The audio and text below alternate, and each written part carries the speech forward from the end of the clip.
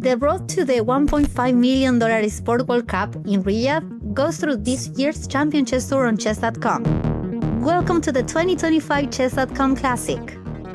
3 players have locked up an Esports World Cup spot: Magnus, Hikaru, and Jan.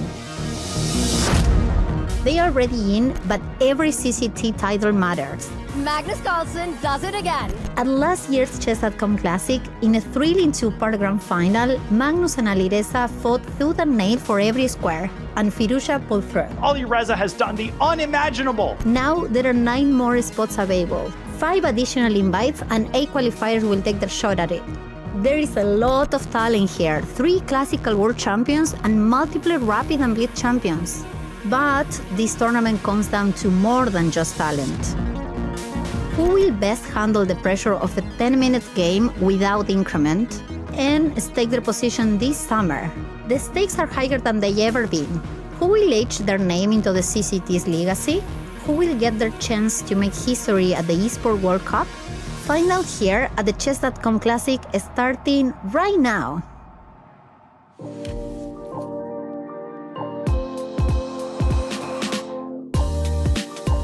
The road to Riyadh is sealed. Our 12 players locked in. The Chess.com Classic now is about pride, glory, and a big check. Welcome along, everyone. I'm Tanya Sachdev. With me, the one and only Grandmaster Aman Hamilton. Aman, how are you feeling first off after the absurdities of yesterday?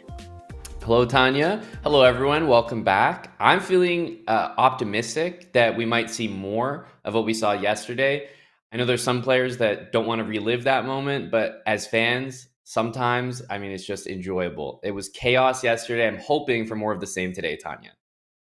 Loved watching you and Levy break it down for all of us. And we've got huge action coming up today, right? It is all about survival for the players who will be in the arena today. And their reward, the one who makes it, gets to play against Magnus tomorrow. But before we deep dive into all the action that's coming up, and there's going to be a lot of it, here's our explainer video breaking it all up for you guys. The road to the Esports World Cup goes through this year's Champion Chess Tour. With $1.5 million on the line, the stakes have never been higher. Only 12 players will qualify from the Champions Chess Tour, and with just 1 event left to earn points, every move counts. That's why this year's CCT is bigger, bolder, and more intense than ever. All matches are now played at the blazing fast 10 minutes without increment time control. And the playoff bracket has doubled. 16 players will fight for survival instead of just 8. It all starts with the highest stakes 9-round Swiss, where the top 15 players advance. But here's the twist. The first seed gets first pick in the playoff bracket. The next 7 finishers pick their opponents, setting up a ruthless best-of-2 showdown to claim the final playoff spots. Then it's game on. 8 qualifiers take on 8 invited titans in a double elimination slugfest. Winners bracket matches are best of 4. The lower bracket stays best of 2. And if it's dead even, cue the clutch Armageddon tiebreaker. Every match, every move, every second matters, because only the best make it to the Esports World Cup.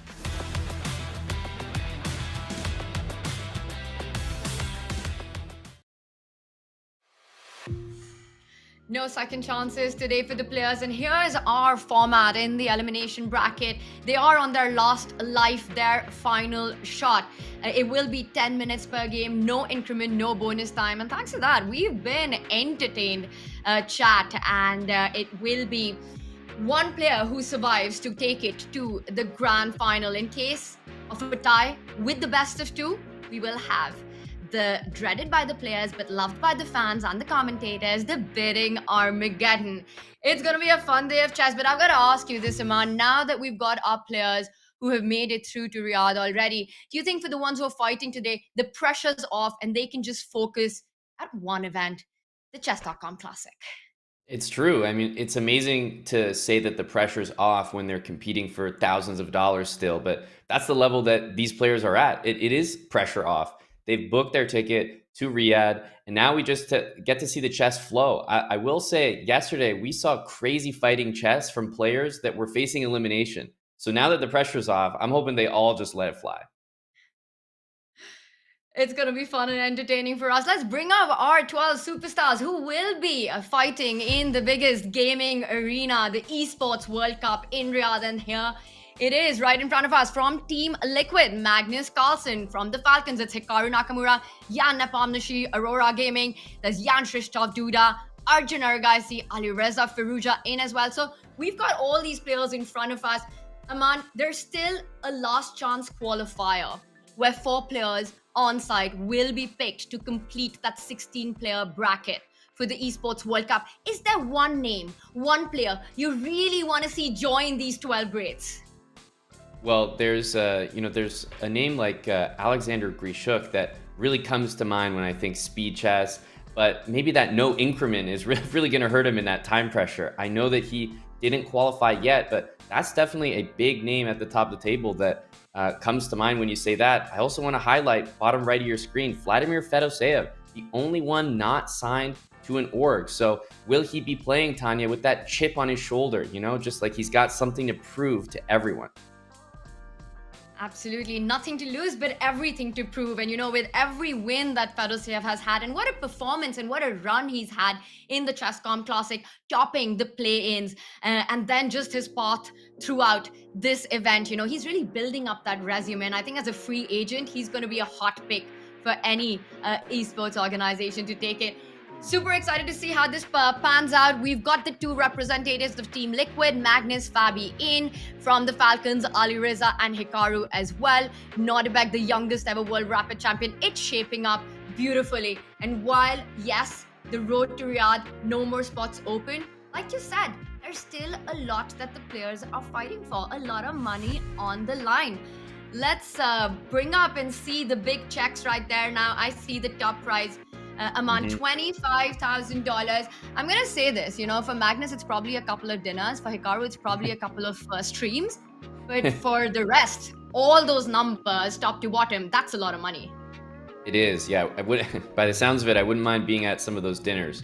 $25,000 for first place. Let's not gloss over that. And even all the way down, a payout of $5,000, just to be in this event is incredible. So definitely still something on the line that the players are going to be motivated to win, but maybe not enough on the line that they're not going to be taking risks. So it feels like that perfect balance that we're going to see the exciting chess that we're always after. And speaking of exciting chess, before we get into the action, as we can see that our players are getting set up to fight for that survival, to make it to the grand final, to try to beat Magnus not once but twice. I have to ask you, Aman, yesterday what I saw, and from the sidelines watching that action with Hikaru not playing that move rook to g3 and getting into that playoff, Magnus in the finals is not surprising, but the way it happened was actually pretty shocking. And we often say that Magnus just lives rent-free in, all his rivals' head. But now do you think it's just pure psychological domination? Maxime Vachier-Lagrave not able to win a winning position. Hikaru Nakamura misses a one-move comeback. I know, it's incredible. Like that's just an added benefit. He's already so good, but he's got the mental edge on players as well. I actually thought that was the case for a while with Hikaru versus Magnus in classical chess, but Hikaru overcame that and went on a really good run over the last couple years against Magnus. And this was like a little bit of a blip in that mental comeback, because all of a sudden it's like, wait, is this happening again? Is Magnus just capable of existing in everyone's heads like this? So I wonder if it's a sign of things to come. I certainly hope not, because honestly, if Hikaru wins that game, we're right in a tiebreak. It could be him waiting in the grand finals. So I definitely don't think that means we're going to see a walkover grand final should it be Hikaru again. Not at all.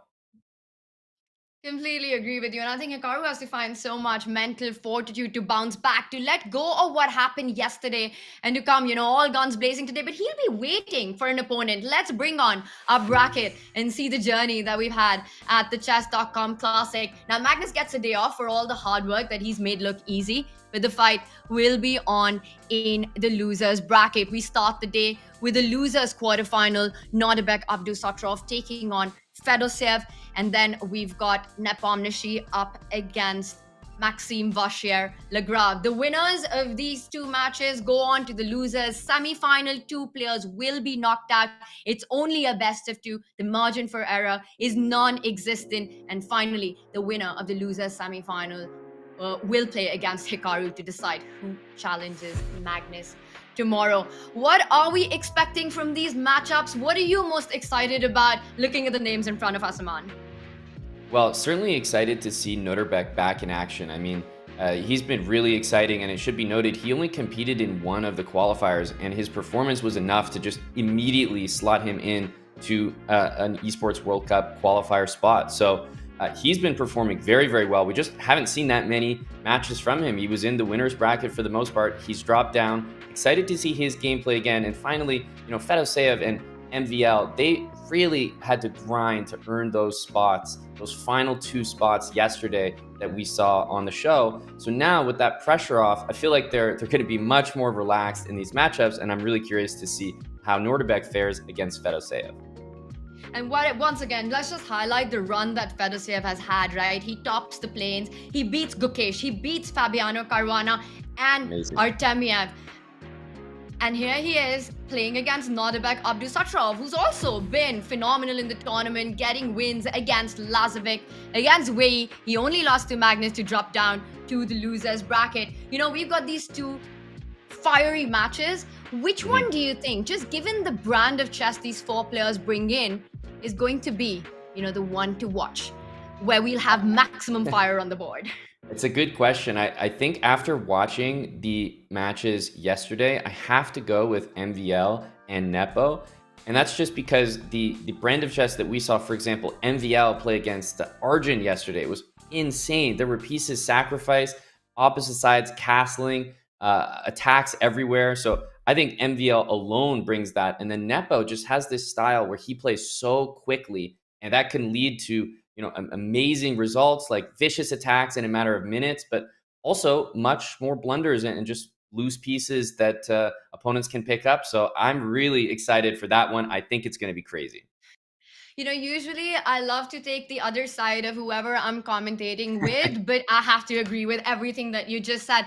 Maxime Vachier-Lagrave, some inside info, was the first to actually arrive into our arena today, getting ready. And he's playing from the Team Vitality studio right there. That is his esports organization. A very, very cool gamers pod is where he is. It looks like he's playing from outer space somewhere, man. But he's pretty much on planet Earth right now. And right now, Jan Nepomniachtchi's, his chess has been from another planet. He's defeated Arjun Aragaisi, Fedoseev, and all his wins have been in Armageddon. He's truly gone down the wire, played the long distance matches. Like you said, his Chessable Masters performance booked him that spot into Riyadh. And he's looking pretty chill from I want to say a hotel bedroom. We're not sure.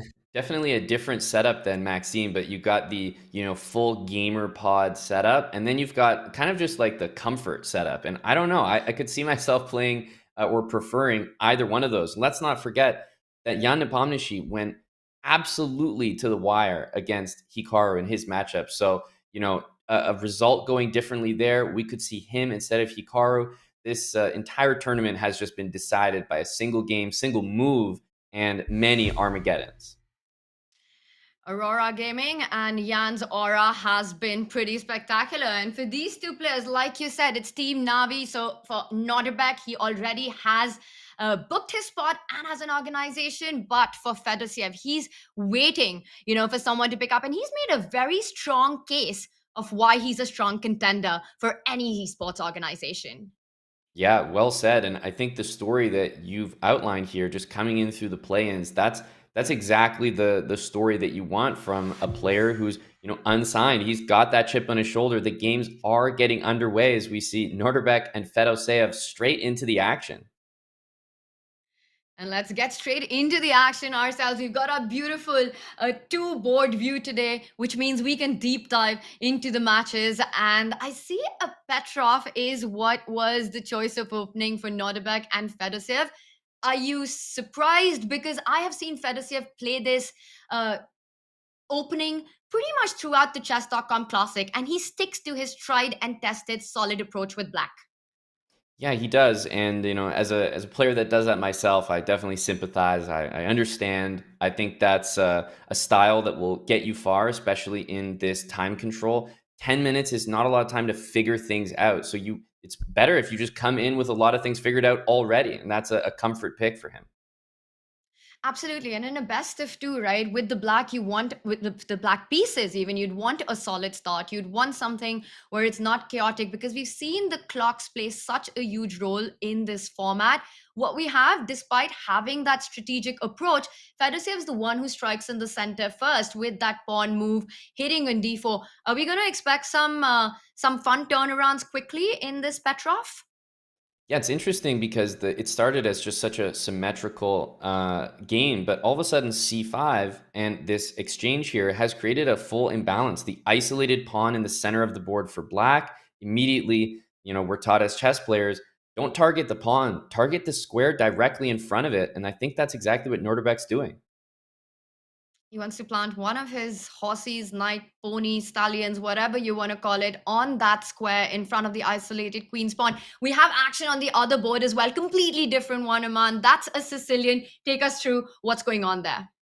Yeah, in the Jan against MVL game, we definitely are still in theory. There was a moment earlier on. Maybe we could jump directly into that game so that we can talk about the beginning here. Because in this one, there was a brief moment where we saw the move bishop to c4, Tanya. And this is a move that we're seeing more and more. Yes, there's a loose pawn on e4, but lots of tactical ideas involving the king and the weak f7 pawn. So definitely something you want to be very, very careful of. And look at this. After the move e6, the bishop just goes back. So mysterious play, Tanya, moving the bishop out, seeing a response, and just moving the bishop again. It feels like Jan is up to no good with these wasted moves, but this is where we're at, playing chess at this level. It's those intricacies that, these guys understand. And he has this position sort of with the Roxy bind structure. He's really trying to prevent that central push of the pawn to d5.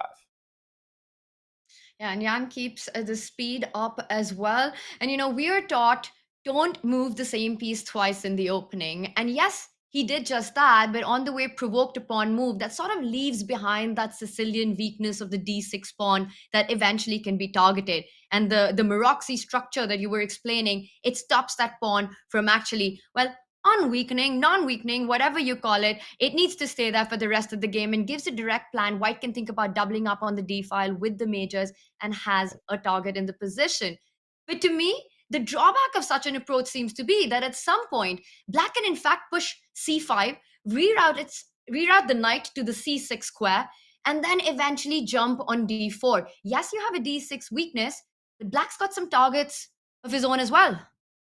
That's right. Yeah, we're kind of seeing a mix here. Black's playing a little bit on the queen side, gaining some space with the a pawn. There's some great squares for the pieces, but you also have to remember at the turn of a hat here, the pieces can open up with either pawn moving. You got the bishops, the queen aimed at the king. You have to be careful as Maxime not to have too many of your pieces just developing on the queen side and forgetting that Jan Nepomniachtchi is an all-out attacker. And he played this move, Tanya, in just a matter of seconds. And it's such a Yan move to play. And you can just take that question mark and chuck it out of the window because in this Exactly. format, it's so much more important to be practical and pose those questions early on. And look at this. Maxime responds quickly but inaccurately at the same time. And we see the bars moved up. And does this give Yan the time to actually follow up through with that king side attack? I can imagine that G pawn moving forward, the H pawn joining in as well. Ideas of the queen and the rook lining up on the H line eventually. How terrifying or scary is this attack actually, or is it just an optical illusion? Well, I think it's one thing. How scary is it? How scary is it in the hands of Jan Nepomniachtchi is a whole other question because honestly, much scarier because that he's not even playing G5. He's just going straight with H4. And this is causing Maxime to say, look, I've got to start getting things going myself. I'm playing A4 because I need some source of counterplay. And look at this idea. He sacks a full pawn. Your idea of C5, Tanya, I think he's trying to improve on it by taking the knight away, so there's no knight b5 to hit the queen. What a remarkable idea. This is amazing stuff. I mean, he just sacrificed a pawn pretty much in seconds. Could it be that Maxim's familiar? I mean, he's familiar with all these openings. Their preparation just goes beyond, basic, our basic or at least my basic understanding. The thing to recognize, and look at that, how quickly moves are coming in, to recognize how time is of the essence, sacrificing a pawn, but now regaining it. And it looks like he's done it well. The task of actually defending and distracting Yan from just continuing his steamroller on the king side. Yeah, and I mean this pin is actually very interesting. In the future, it's got me thinking about crazy moves like f5, knight f6 to really put the pressure on the e pawn. And even though Maxime has done something totally insane, giving up the dark squared bishop, it's got a pawn for him, and all the action so far has been on that queen side where MVL has the advantage. So what a game's moving so quickly, and this is exactly what we expected, Tanya. Did you? I mean, what is this position? How are they playing so fast? I am just amazed at the speed with which, Maxime just gives up a pawn, gets his rook in, brings the queen, goes all the way, lines itself up against Jan's rook, and does it completely unconcerned. Keeping that clock balance as well. The one thing that Black has to really watch out for is the battery setup on the A1 H8 diagonal of the bishop and the white queen. You just cannot allow that. So I think it's so important that Maxime got his queen maneuvered all the way to that A1 square, now blocks a diagonal with the knight, putting pressure on E4, defending his own D6 weakness as well. This is still got a lot of tooth and poison left, this position. It really does. G5 has been played, and the queen on A1 looks so abnormal, right? The rook is aimed directly at it, but you were mentioning how important it is to avoid allowing the white pieces to reach these squares and potentially get a checkmate idea. That's why the queen is there. It's actually a defensive idea as well. The knight is also clogging the H file, so it can't be used as easily. It feels like Black has just got everything under control. The eval bar says, hey, we got an equal position, but I mean, I don't think the players are going to have the same confidence as the eval bar here. Maximum control, I want to say, by MVL, and just impressive resourcefulness under what could have been very terrifying to watch Jan Nepomniachtchi do out of the opening. G4, H4, H5. By the way, Jan's just disappeared from our screens. Yeah, and I was gonna say it's not like he just left the room; the whole camera's disappeared. So I'm sure he's actually still there. It's just, I think he could be just really mad that the attack didn't play out, and Maxime just managed to keep everything under control. And I think, I'm not even sure if the camera is still alive or not. By the way, Maxime does strike in the center. He's getting that F4 square for his own knight to come into. Also, potential ideas of if the white rook ever moved, the queen could jump onto D4 and offer a trade. I like this move. Pawn takes pawn, queen takes pawn would create a lot of weaknesses on the king side. And we do see the move queen back there in Jan's game. It's actually one of the first mistakes. Also, pointing out on the other board, I mean, it's basically wrapped up over there, Tanya. That game went in a totally different direction, which is why we've got our focus in Nepo and Maxime. But as I say that, they start making the same moves. It's making me think, is that going to be the first game to be a draw? Are we about to see a repetition in this absolutely wild game? Well, the first game to be a draw is the Petrov between Nodirbek and Fedoseev in the balance from the very start. And I think for Fedoseev, he can be happy that he starts the best of two. Black pieces, no problem at all, and just manages to equalize. He will have the white pieces in their final, rapid game, I want to call it. And we will see how that plays out. Might have an Armageddon there. But this one, Queen C3, are we going to get a repetition, or will Jan try for more? And he doesn't. That is it. It's like we reached the same result in two incredibly different ways. The other game featured a lot of trades, opposite bishops, liquidation, very, very even game. This one was up and down. There was a huge kingside attack. Black gave up the bishop. I mean, the players on the screen there looked like a little bit in disbelief, like, yeah, okay, that was a draw. Better believe it. Incredible stuff. I mean, someone tell these guys they've got 10 minutes on the clock because both games were finished with more than 5 minutes on each of these players' clocks. So they need to slow down and bring in more action for us. But that's exactly what will happen. You know, you can only delay the inevitable. One last rapid game remaining, and then we might have an Armageddon. Two draws, two very different narratives in this one. What stood out to you in the form that the players are bringing in today? Well, definitely that MVL was keeping up with Jan on the clock because, I mean, MVL definitely can play in that style. And I have a feeling that the way that Nepo plays, he tends to draw his opponent into his style, which can help him or can hurt him. But it was interesting to see Maxime go toe-to-toe, say, I'll play just as fast as you. And he was able to keep up. So I think that's an encouraging sign. Absolutely. I think that was very impressive because it started getting scary, you know, with the way Nepo was approaching the opening, but Maxime completely unperturbed. Game two is underway. Once again, a reminder, it's only a best of two.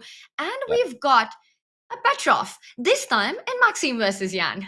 That's right. Did everyone agree there's be one Petrov per match? Because if obviously the Petrov, you can tell just from the symmetrical nature of the position that it definitely lends itself, Tanya, more to those positions that are more equal, more symmetrical, and therefore more drawish. So very likely result would be a draw, which would lead us to Armageddon if that result holds.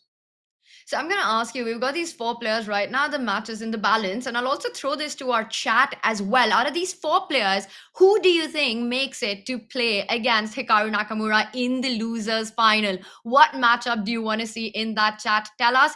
And in case this was to go into an Armageddon, Aman, who do you think has the best mouse skills between these four players? If you had to just rank them in order, because I know you've played against perhaps all of them. Yeah, I've played against a good number of them. I think maybe if I had to pick the player that feels like they're most active online, it may be between Fedoseev and Nepo. But Nodirbek definitely has the advantage of youth, and I think he's someone that I don't quite have as much information, don't have as much data on his online gameplay. So I would never count him out. But in terms of familiarity, I might say someone like Nepo, who also has that natural speed anyway. So not only will he pre-move and have mouse skills, but he'll be ahead on time. Wow, well, there's one more game to go before any Armageddon action and the position that we have. Let's first look into what's happening in Jan and Maxime because it feels like a lot more open right now on our left side of the screen. You know, nothing's been traded here. A bunch of minor pieces off, queens being offered for exchange, accepted. The rook and bishop were attacking that a7 pawn, which has now been blocked. The knight finds itself also really well poised to jump on to b4 at the right time. Yes, white has a double pawn, but quite a bit in return in terms of piece activity. Yeah, I was just going to point out the move f4, and it's been played, as we can expect, quicker than we can even get to. Very quick moves in this one, still over 9 minutes for Jan, and everything has been traded off already. Looking very equal here, but in terms of the opening, I would say that Jan can be pretty satisfied here. Technically, the better structure when you look at the double pawns here, but also with the pieces that are being traded off. I think you just have to be assuming that both players, Tanya, are comfortable going into that Armageddon and deciding it there. This is crazy. It's almost like the players woke up and chose Armageddon. They're just rushing through their games, playing with so much speed, and I would love to see the accuracy of the games as well. That how strong the moves are. Now, a trade's been offered, and I don't think you can. There's actually a way to decline it. The bishop can't move. The f2 pawn's attack. So Right. Maxime saying we'll trade on my terms. Pressure on. I think bishop takes bishop will happen. The knight will jump, and there is a weakness on b3. It's not that easy to defend it because if you go b4, the knight jumps onto d3 with a double attack.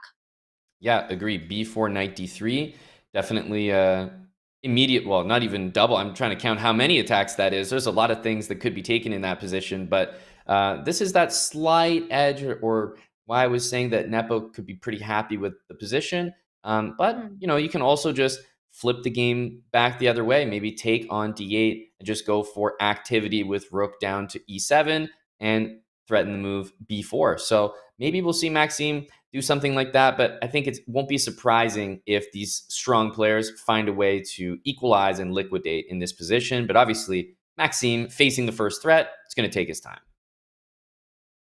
And he does go for the idea that you were talking about, kicks the knight out, and then I think, as you mentioned, the white rook will jump forward. You also have to be a little careful. I think if you go knight d3, calculate what happens if white was to pin that knight with rook to d1 or rook to e7. So two options there. This one looks like it's still in the balance, and Maxime should have enough resources. He does go in for the active idea that you mentioned earlier. Should we check in with our other game, Aman? Definitely. I agree with that, especially because that one, you almost feel like the players have made their decision on what result they're going for. But we'll keep an eye on it in case anything develops. But I think all the pieces are disappearing quickly. So let's focus in on Fedoseev against Abdusatorov. This one still has some action in it. And actually, there's some tactics looming in the current position, Tanya, with knight takes b4. I think this is angling for a potential bishop takes c3 and then using this pin with b4 at the end. So calculations here. Yeah, really interesting. And maybe you can just have that line on the board quickly, Aman, while the players think. So white does have the option to what looks like pick up a free piece. But you go deeper into it, you realize white has problems on the C line. You could take and go b4. I think you could also combine potential ideas of doubling up with your queen and the rook against the bishop. But this looks like the best and the easiest way to solve this problem and regain the material. Agreed. And I start to get concerned here, about maybe a pawn being there that I don't end up recapturing. I think white does have the firepower to make sure to take that. And maybe this is also just as equal. As we jump back to the live position here, I think Sorry, go on, Aman. Yeah, I think we're right here expecting either queen c8 or b4. So the line we just discussed, Tanya, it's on the board. And honestly, I'm trying not to suck the life out of the position, but it really does look completely equal once again. And Aman, breaking news, we're heading to an Armageddon between Maxime and Jan Nepomniachtchi. They just blitzed, not even blitzed, they just bulleted their way through They their really did. best of two match. And here we are. It goes down to the wire. There you have it. That's the final position. White just, black stepped up with the king. White gave a check on f8. Black went down with the king. And they just repeated this position twice. So they're ready for the Armageddon matchup. And this is where the action still is.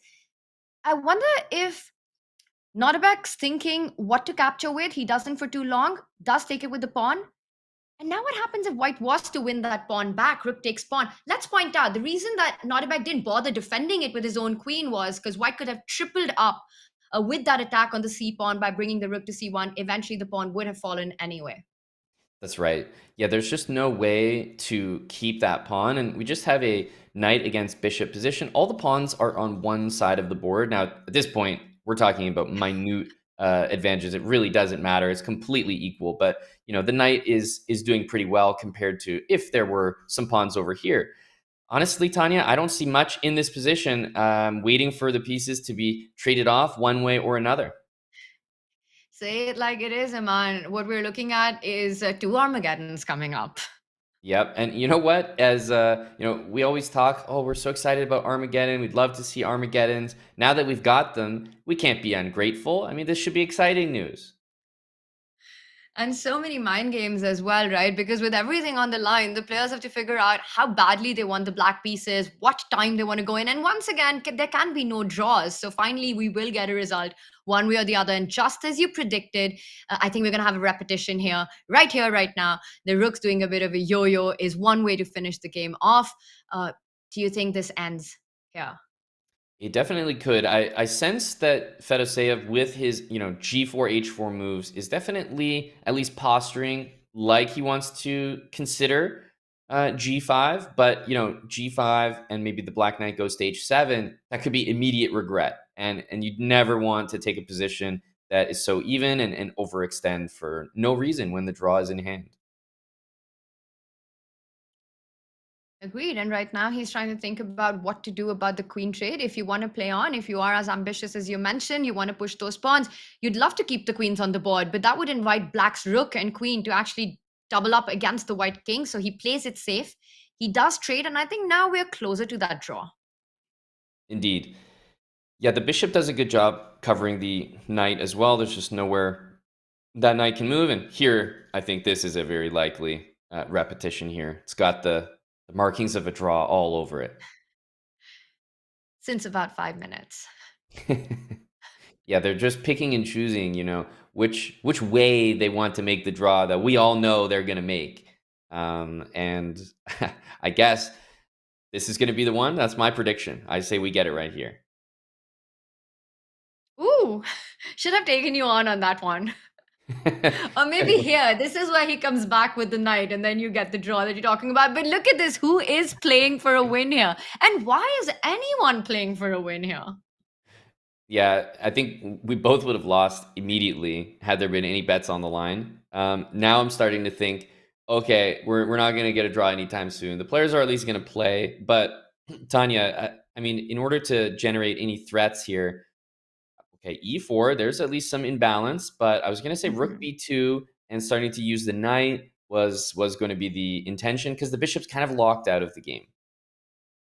To me, this is really interesting from also the mindset perspective, right? Everything depends on this game. I mean, they're taking so much risk continuing a position that objectively and practically looks without chance for either players, knowing that this could be the end. You overpush, you make one mistake.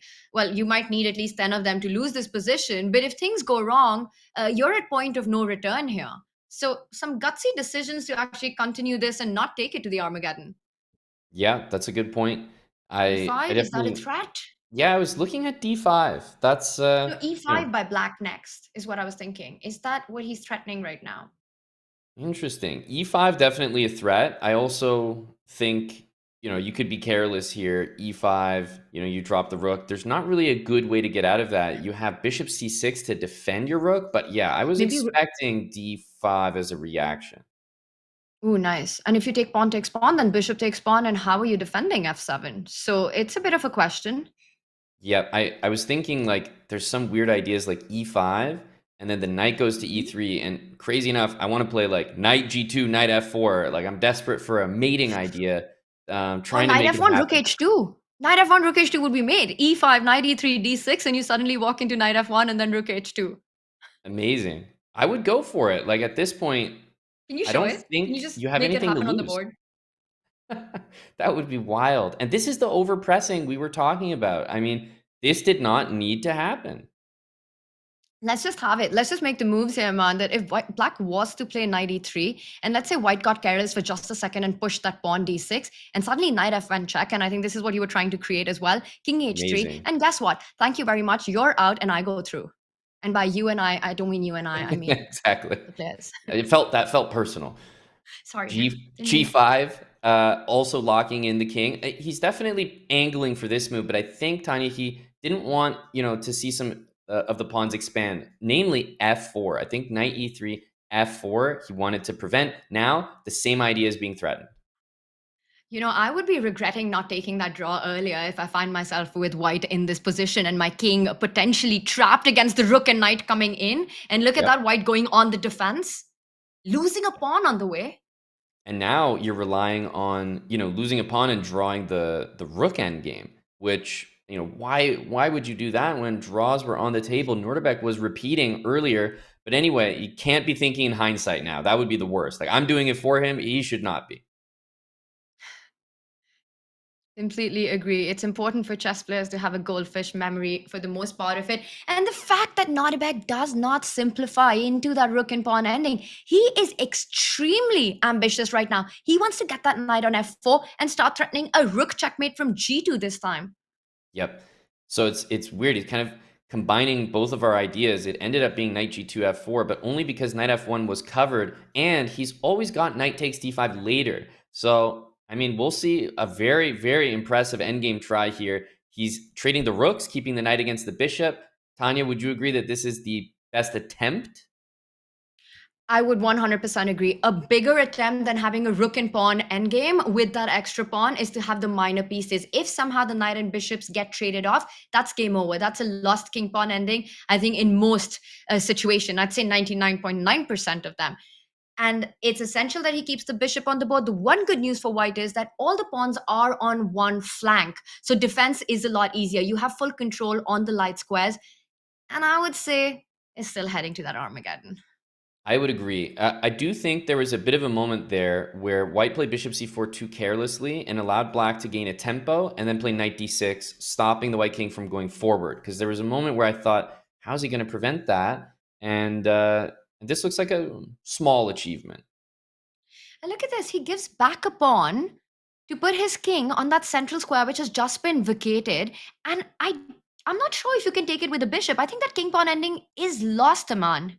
Yep, completely agree. The black king goes to e5 and gets what we call opposition. And suddenly, whichever way the white king moves, you go the opposite way with black, and that would be winning. So he has to take with the pawn. And now there's two targets. Plus, if the king ever has to move, black is going to invade.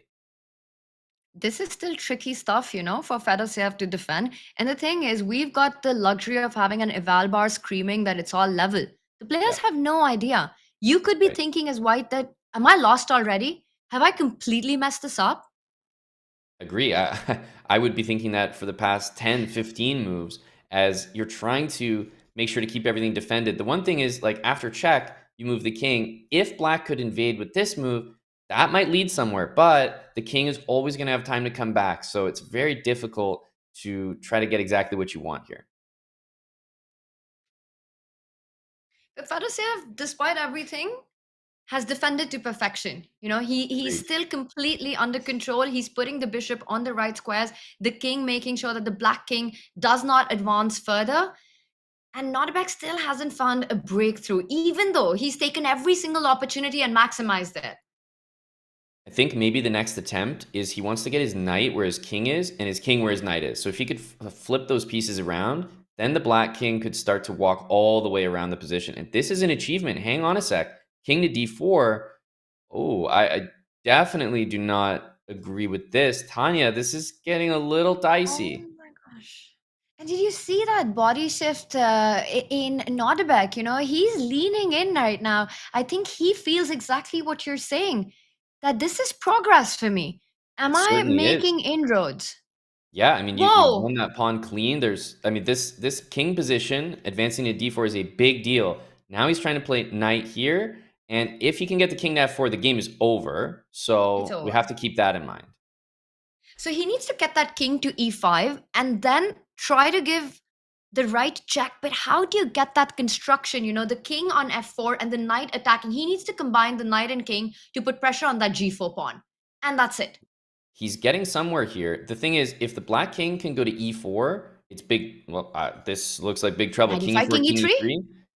It's No, coming. this is huge progress. I think objectively, even if this isn't a loss, it's almost there. It's pretty much there, especially considering the time with no increment. And the problem in such situations is, right, that the computer can defend because computer can play 100 perfect moves, but human cannot.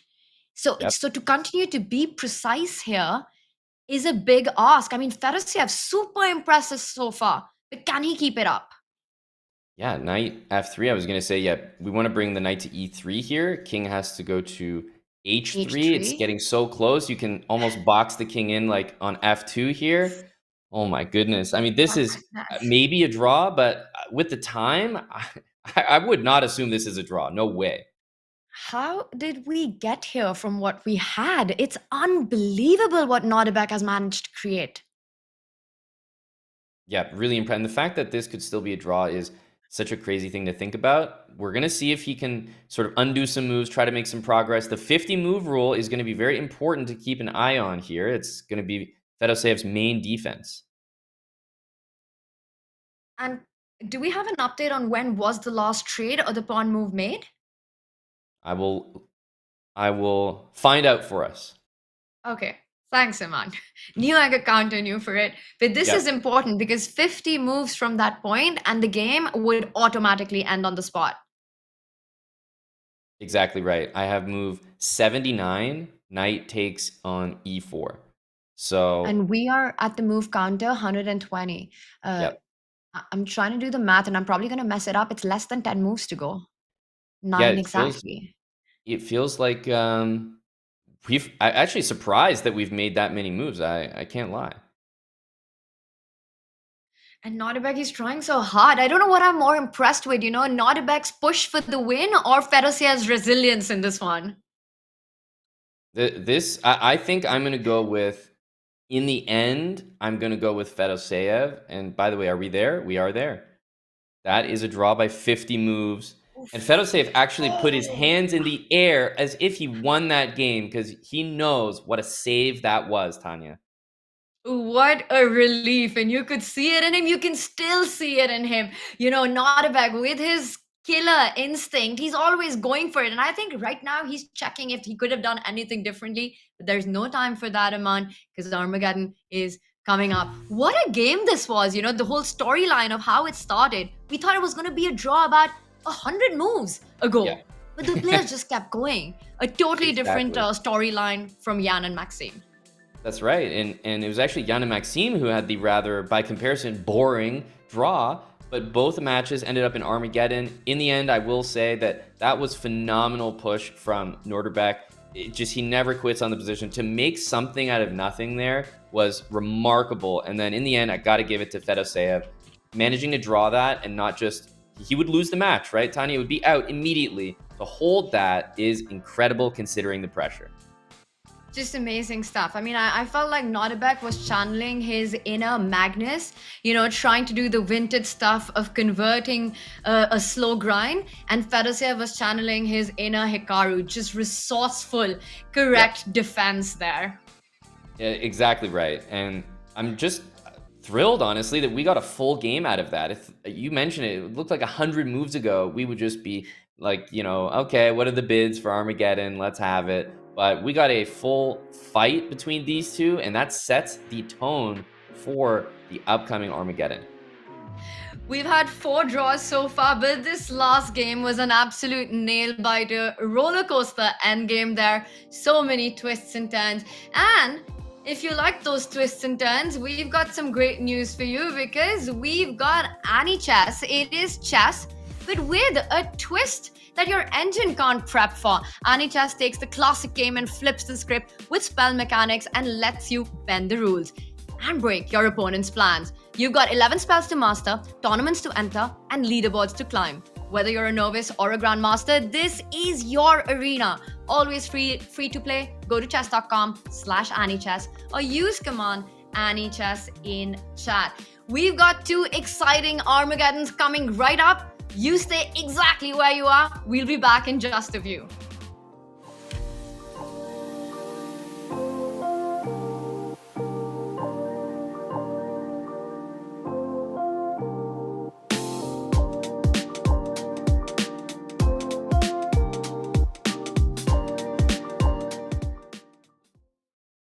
Starting battle.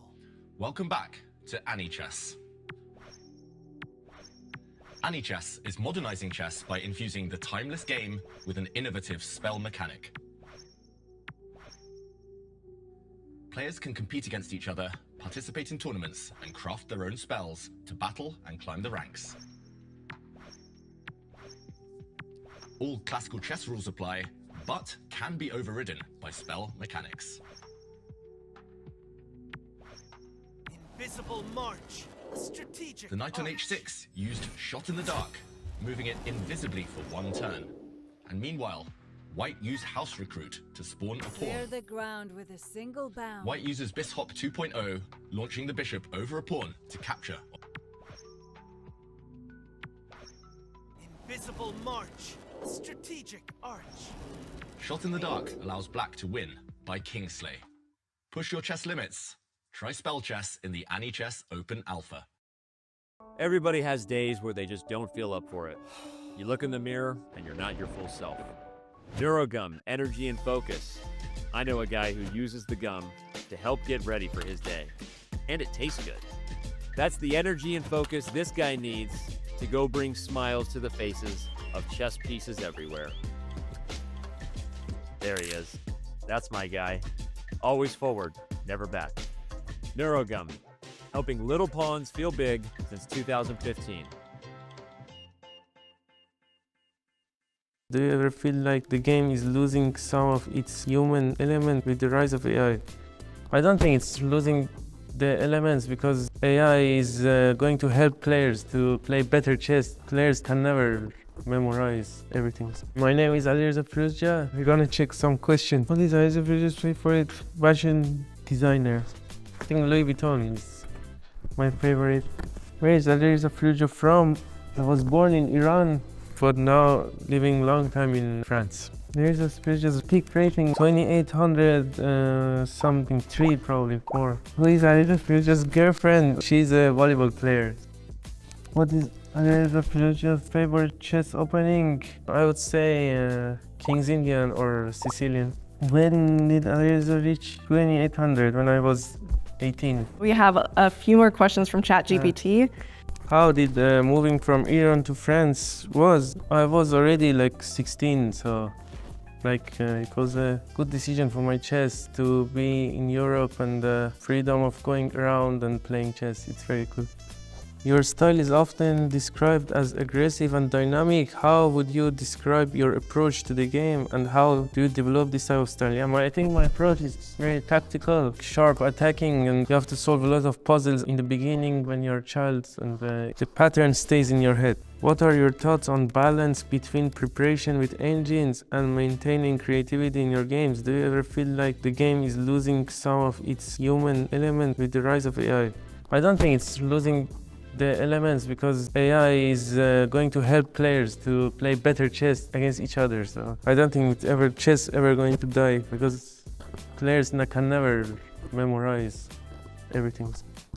What do you consider the biggest difference between playing online chess versus over the board? For me, there's no difference. I think for a lot of players it's different from online and over the board, but for me I feel like it's the same game.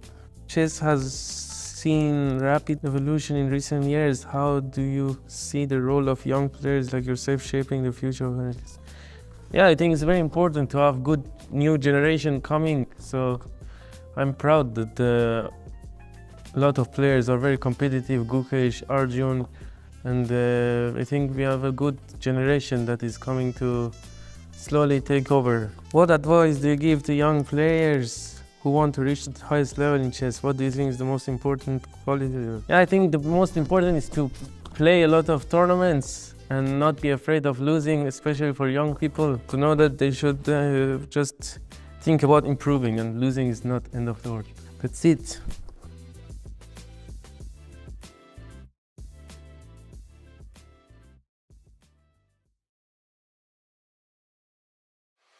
Welcome to the most exciting format in chess, Armageddon. The ultimate tiebreaker. Armageddon grants white more time on the clock, but in return, white must win. A draw secures black the match win. White starts with 10 minutes, and each player submits a confidential bid with an amount of time they are willing to start with. Lowest bid gets to choose their color, usually black, and those coveted draw odds. Let the Armageddon commence.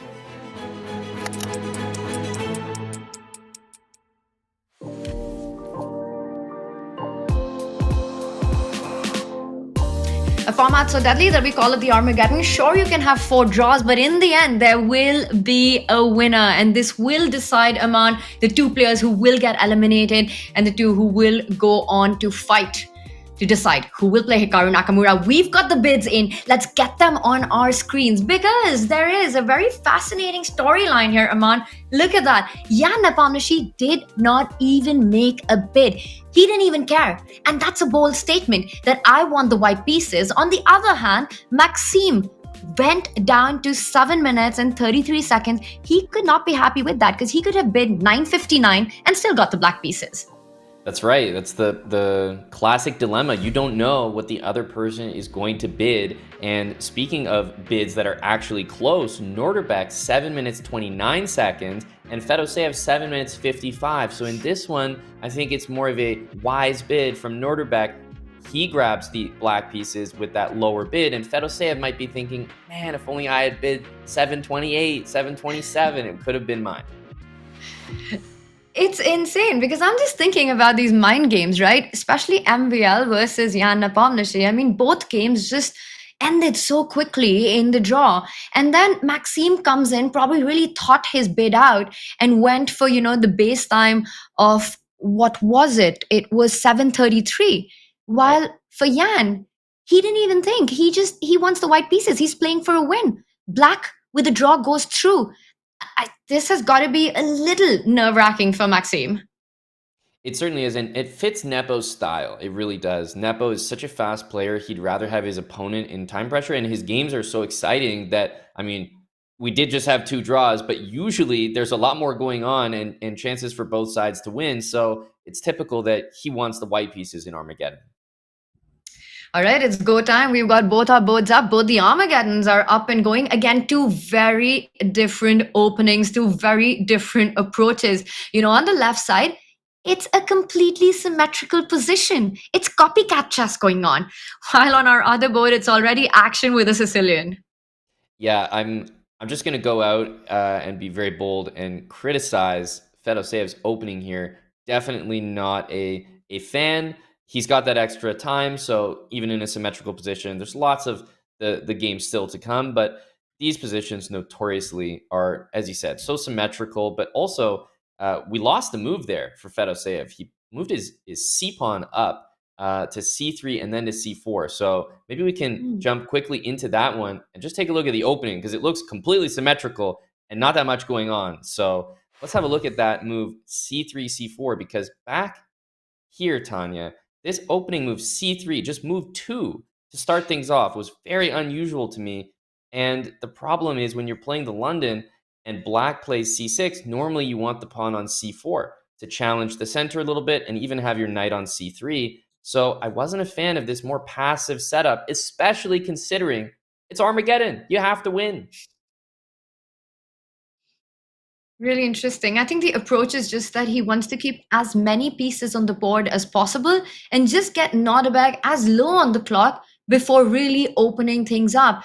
But we've got the live board now on our screen, and I don't think it's really going according to plan because at least optically it looks like Nodirbek's the one who's made progress here, right, Aman? You've got that A pawn tying down the 2 pawns on the queen side. You can expand further. The queen nicely placed as well. White's queen on a2, not so active.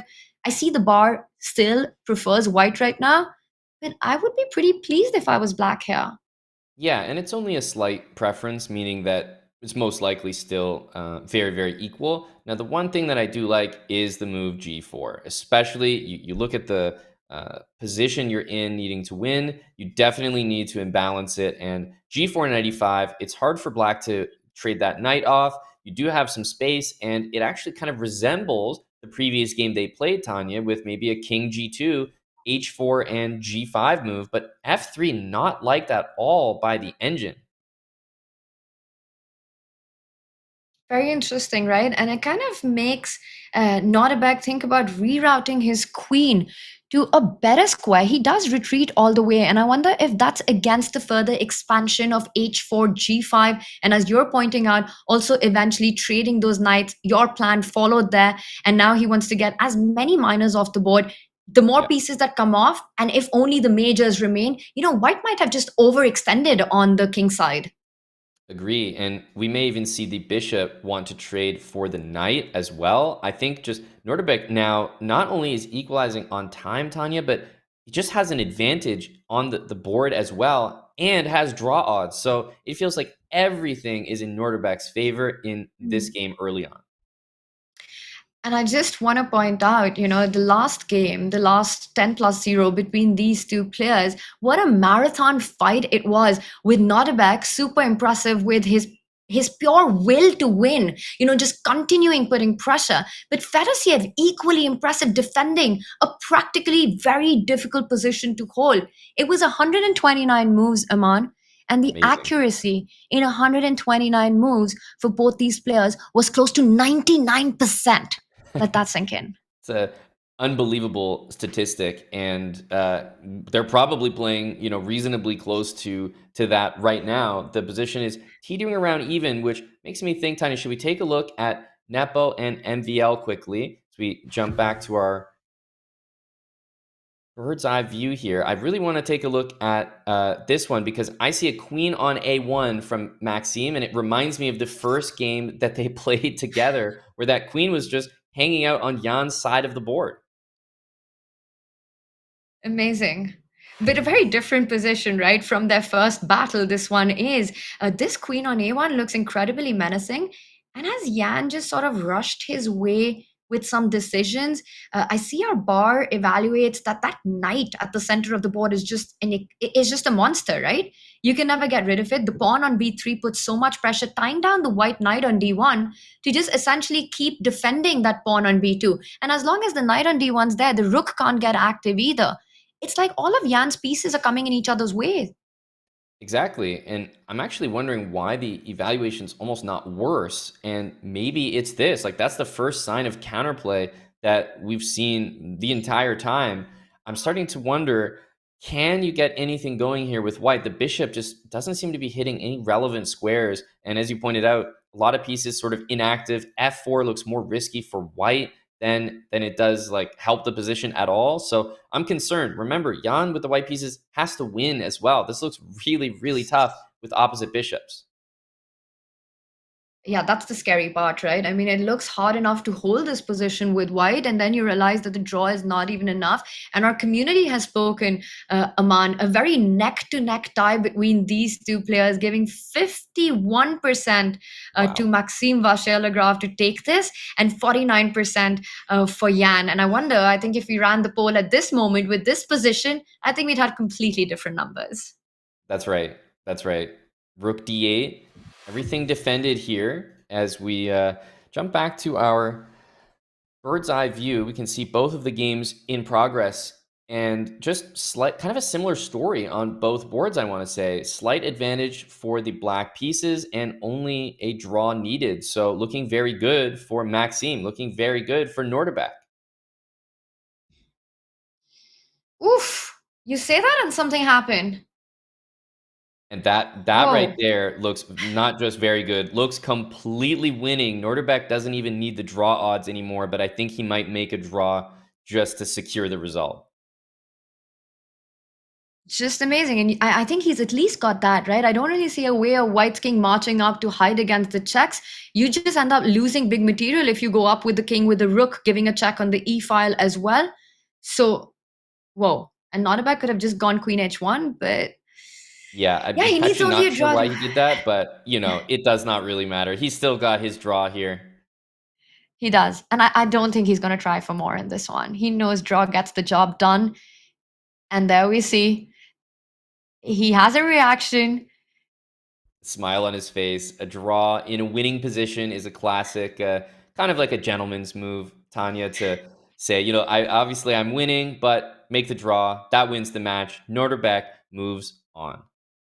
Incredible and so well deserving as well, right? It's almost as if the chess goddess Kaisa just smiled upon him after his mammoth effort in that previous game to get the win, but not finding the breakthrough. And then in the Armageddon, he gets the dub. He goes through. For Fedoseev, what a run it's been in the Chess.com Classic. Incredible performance, starting from the plane, stopping it, and then defeating some of the greatest players along the way there, including the world champion Gukesh, including Fabiano Caruana and Artemiev.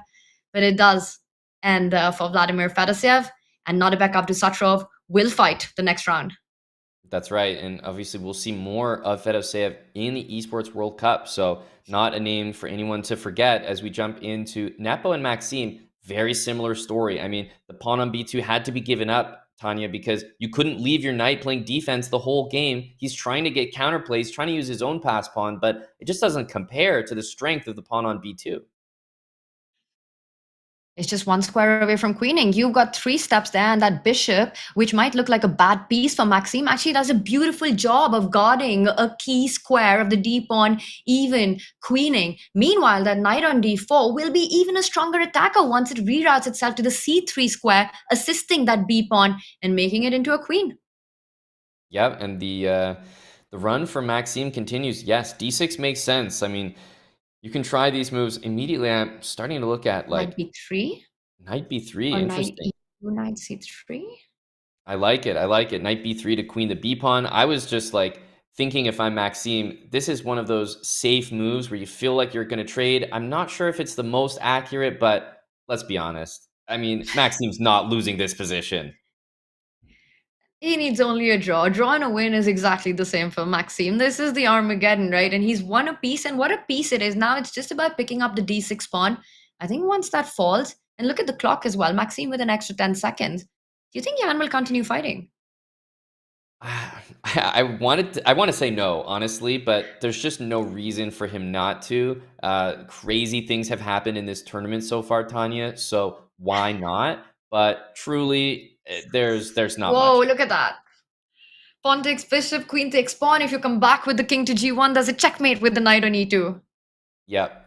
He moved so fast, he didn't even let me show it. And I can understand why. That would have been a brutal checkmate. And there you go, a gentleman's draw offer and a gentleman's acceptance.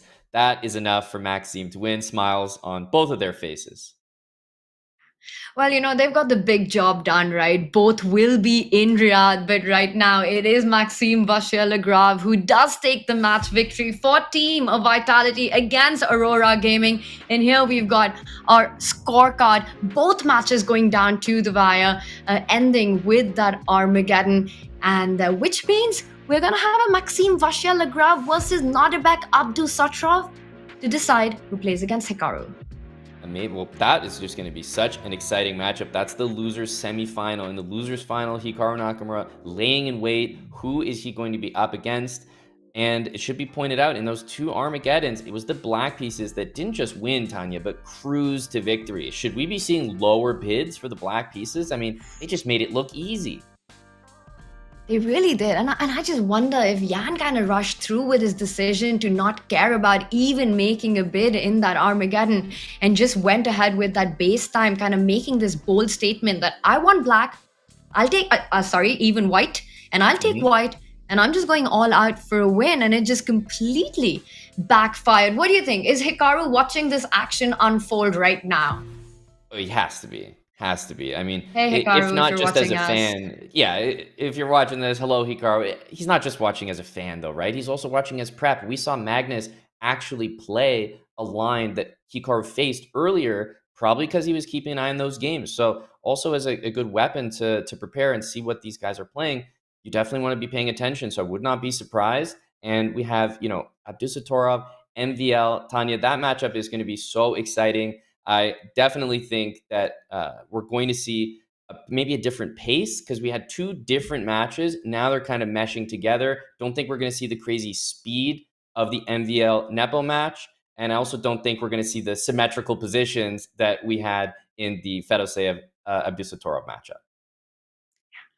Lots more chess coming up. It is Nodirbek taking on Maxime Vachier-Lagrave. And what excitement it's already been. I won't be surprised if we have a couple more Armageddons coming up today. Chess.com Classic keeps giving, and chess will keep giving beyond this event as well, because buckle up.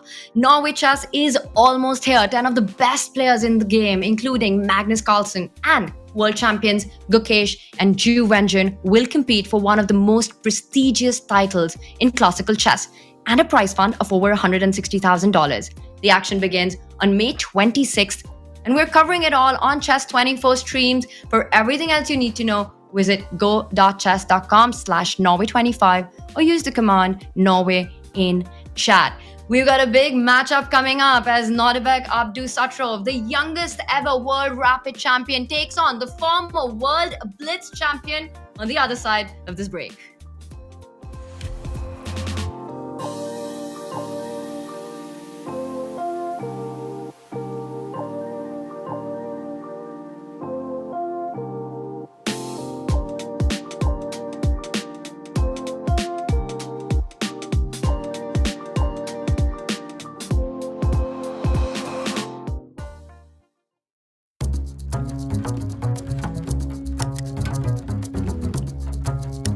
Ladies and gentlemen, chess lovers of the world, get ready for fireworks. In the Champions Chess Tour Chessable Masters, we witness a clash of titans. Indians' rising superstar Arjun Erigaisi versus the boss of bosses, world number one Magnus Carlsen. The game kicked off with e4 from Arjun, and before long we had a Maroczy set up against the accelerated dragon. Carlsen goes for queen b6, the trendy move these days, hotter than TikTok dancing. And after knight g4, Arjun is basically saying, hey buddy, allowing to capture on e3, that's a chess war crime. Then comes a5, and the bishop goes home for Christmas. Why? So that after a4, the knight can cozy back to d4 without any tactical nightmares down the big diagonal. Smart, clean, elegant. Now buckle up, Erigaisi goes turbo mode with e5 and then e6. He's shoving that pawn straight down black's road, but Carlsen, cool as a cucumber with nerves of steel, calmly holds the position, doubles up on the f-file and starts poking an f2 like, you sure you're safe there? Are you sure about that? Then, after queen b6, we hit one of the most educational moments of the game. White had the chance to play the brilliant c5 with the sneaky idea of placing the bishop on c4. But instead, Arjun played bishop g4 straight away, eyeing that e6 square like a predator.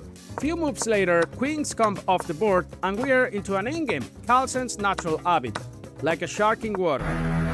Knights are traded on e4 and Arjun tries his luck down to the a-file, while Carlsen starts a city center invasion with his king. Then Magnus plants a pawn on e3. Dangerous, sure, but also a potential weakness. It's walked a bit too far from home. Then comes rook d5 and Magnus goes all in, risking it to play for the win, because that is what he does, always plays to win. And here comes the slip up. After bringing the rook to the 7th rank and c5, Carlsen blundered. What did he say? He had to play rook b2 to stop the b pawn. Instead, rook to h2. Massive mistake. Arden Erigaisi pounces like a cobra. Bishop e2, a multi-purpose masterpiece. Stops the rook from circling back to b2 and shields from checks on f1. Genius. Then, with a subtle rook f6 and c6, Carlsen had no choice but to resign. Game over. That is not just good chess, that's good med level chess. Top shelf, absolute caviar.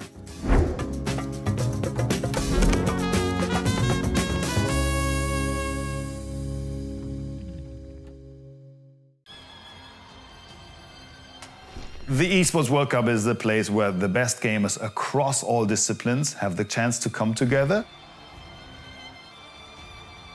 If you look at the history of games, the oldest, most important game of all time was still missing. The addition of chess is a super important step to have all the best games in the Esports World Cup.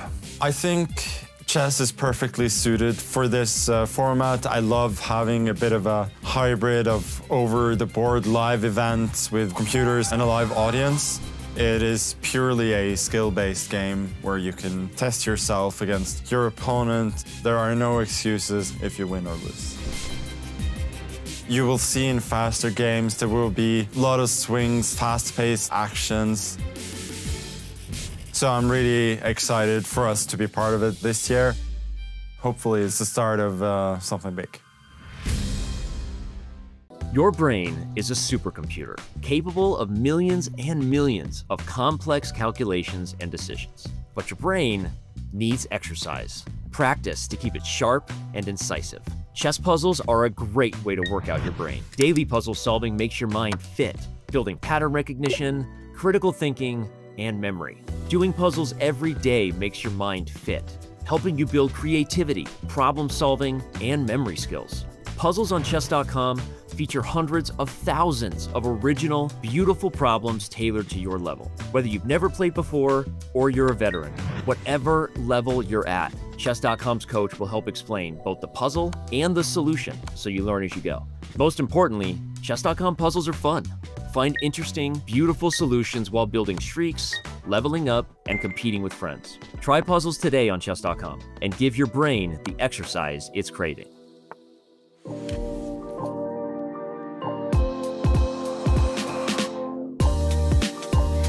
In a clash of generation, it is Team Navi versus Team Vitality as Maxime Vachier-Lagrave takes on Nodirbek Abdusatrov. Two players, only one will survive to go through to face Hikaru Nakamura, and it's all for a fight for tomorrow's grand final. Welcome back, everyone. We got a big match coming up, Aman, between Nodirbek and Maxime, right? The chess that we saw from both these players taking their match in the Armageddon, and there we've got our bracket. Nodirbek taking down Fedoseev, Nepomniachtchi losing to Maxime Vachier-Lagrave.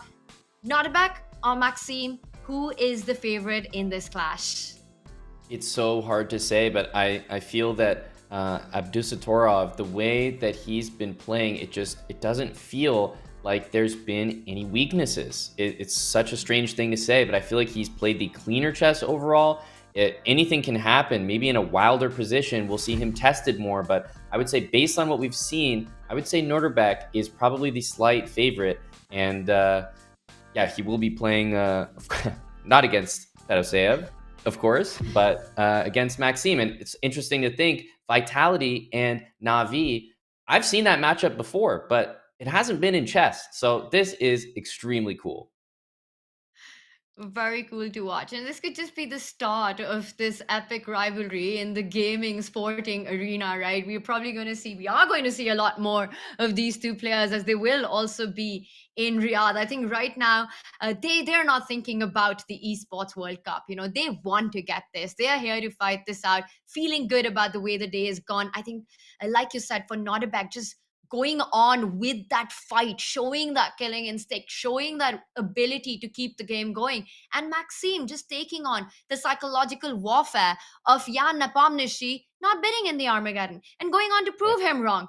This is going to be an extremely exciting battle. It certainly will be. And as you mentioned, a clash of generations. Certainly we are underway now as we head to the board. Just the one match to take in, so we have our full attention here, and the moves are coming in quickly. Should be noted, bishop d3 here, not bishop c4, going one square further, which we actually saw played in that previous match against Maxime.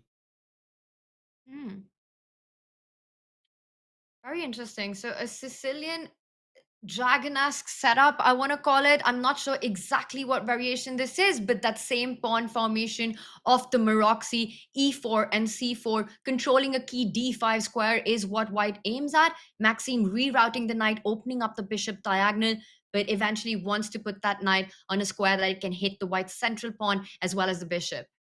Yeah, and often white, in playing b3, of course, you're thinking about bishop b2, but also just to strengthen the position. And you're able to play this move because of the knight on e2. So you're making use of this knight placement, guarding the knight on c3. Normally, white has to play a lot more moves, like developing the bishop, moving the rook before b3. So it's kind of an inclusion that you're taking advantage of here. And Maxime's going with that same plan that he had in his game against Jan, right? Striking with that pawn on the A line, opening up the files for his rook to eventually penetrate from. For white, it's all about trying to trade off the dark square bishops. If you can get that dragon bishop out of the board, you start making progress. The white knight wants to jump to d5, the queen landing on d2. Just the position that we have him on. Would you rather be white or black here? Well, I definitely would probably say I'd rather be white. I think I'm biased. I get into these positions more with the white pieces. So that's your answer right there. But I will say, just from a high level, I think this structure, this Maroczy structure, is one that is normally desirable in any format. And while Maxime is, more than capable of handling it, it's definitely an asset for white to have this structure. It's just very restricting to all these moves that black may want to play. So yes, the pieces are active, but structurally, I think white is always happy. And even if there's a structural change, right, where Maxime does trade this knight in the center, you can always pick it up with your e-pawn, not only opening up a bishop, but creating a backward pawn for Maxime, that e7-1, which eventually would have become a target. So Maxime not giving that opportunity, instead trades his knight for the bishop, gets the bishop pair. But because the position still doesn't have as many open diagonals for the light squared bishop, I think we're far away from saying that is an advantage for black right now. Yeah, agreed. The sort of a cagey development here. Bishop d7, modest. Not looking for too much. Bishop to g4 would just run into f3. At the very least. I think that white also is waiting for the move e6. Like, you're almost trying to encourage this move because we've seen the weakness of a d-pawn on an open file. So the knight looks fantastic. While you're so tempted to kick it out, Tanya, you're also worried that in doing so, you expose your d6 pawn behind it. And this was exactly the reason why Yan had provoked Maxime in a similar opening to make that pawn move, simply to have that target on the D line. So, yes, you want to kick that knight out, but it comes with its own drawbacks. And Maxime, he goes into a think, very often it's about trying to get those breaks in when you've got the bishop. Oh, wow, he does go for e6. I was wondering if he'll go for a b5 or a potential f5 break, but he Right. goes with your idea. Now the d6 pawn's hanging. And at least for Nodirbek, it's very easy to play this game. And who knows how much better it is, if it's better, but it's easy to play. He brought the rook to the semi-open file. He's retreated the knight. He's guarding the center pawn, freeing up his queen to move. And ideas like bishop f4, queen d2, doubling the rooks. In the future, maybe knight d4 to b5. It's all about attacking this pawn. I don't think that Maxime has the firepower that he can add defensively. I really don't know if he can match that. So it's probably going to be counterplay that he's going to need to find. And Maxime moves away his queen, and immediately the bar rises. So it goes on to show how difficult the position is. And now he's threatening to come in with that knight to b5 and immediately win the pawn. Might be time to get your rook into the defense. He does it. And after knight b5, he will have to give up the bishop pair. And you're just left with this long-term weakness. Yeah, this is going very well for Nodirbek. He doesn't even need to rush the position. He's going to take a moment, safeguard everything. Once the knight goes into b5, if it gets traded, we're going to get a position where this bishop on e3 is going to be so strong. At any point, you can kick the knight out with b4. But that being said, I mean, there's no material deficit. It's just a strategic game for Nodirbek so far, and he's definitely coming out ahead. All right, Maxime setting up at least something that you have to think about. Lines up a battery here. d5, watch out at the right time. The bishop and the queen connected can suddenly start eyeing that h2 tender pawn.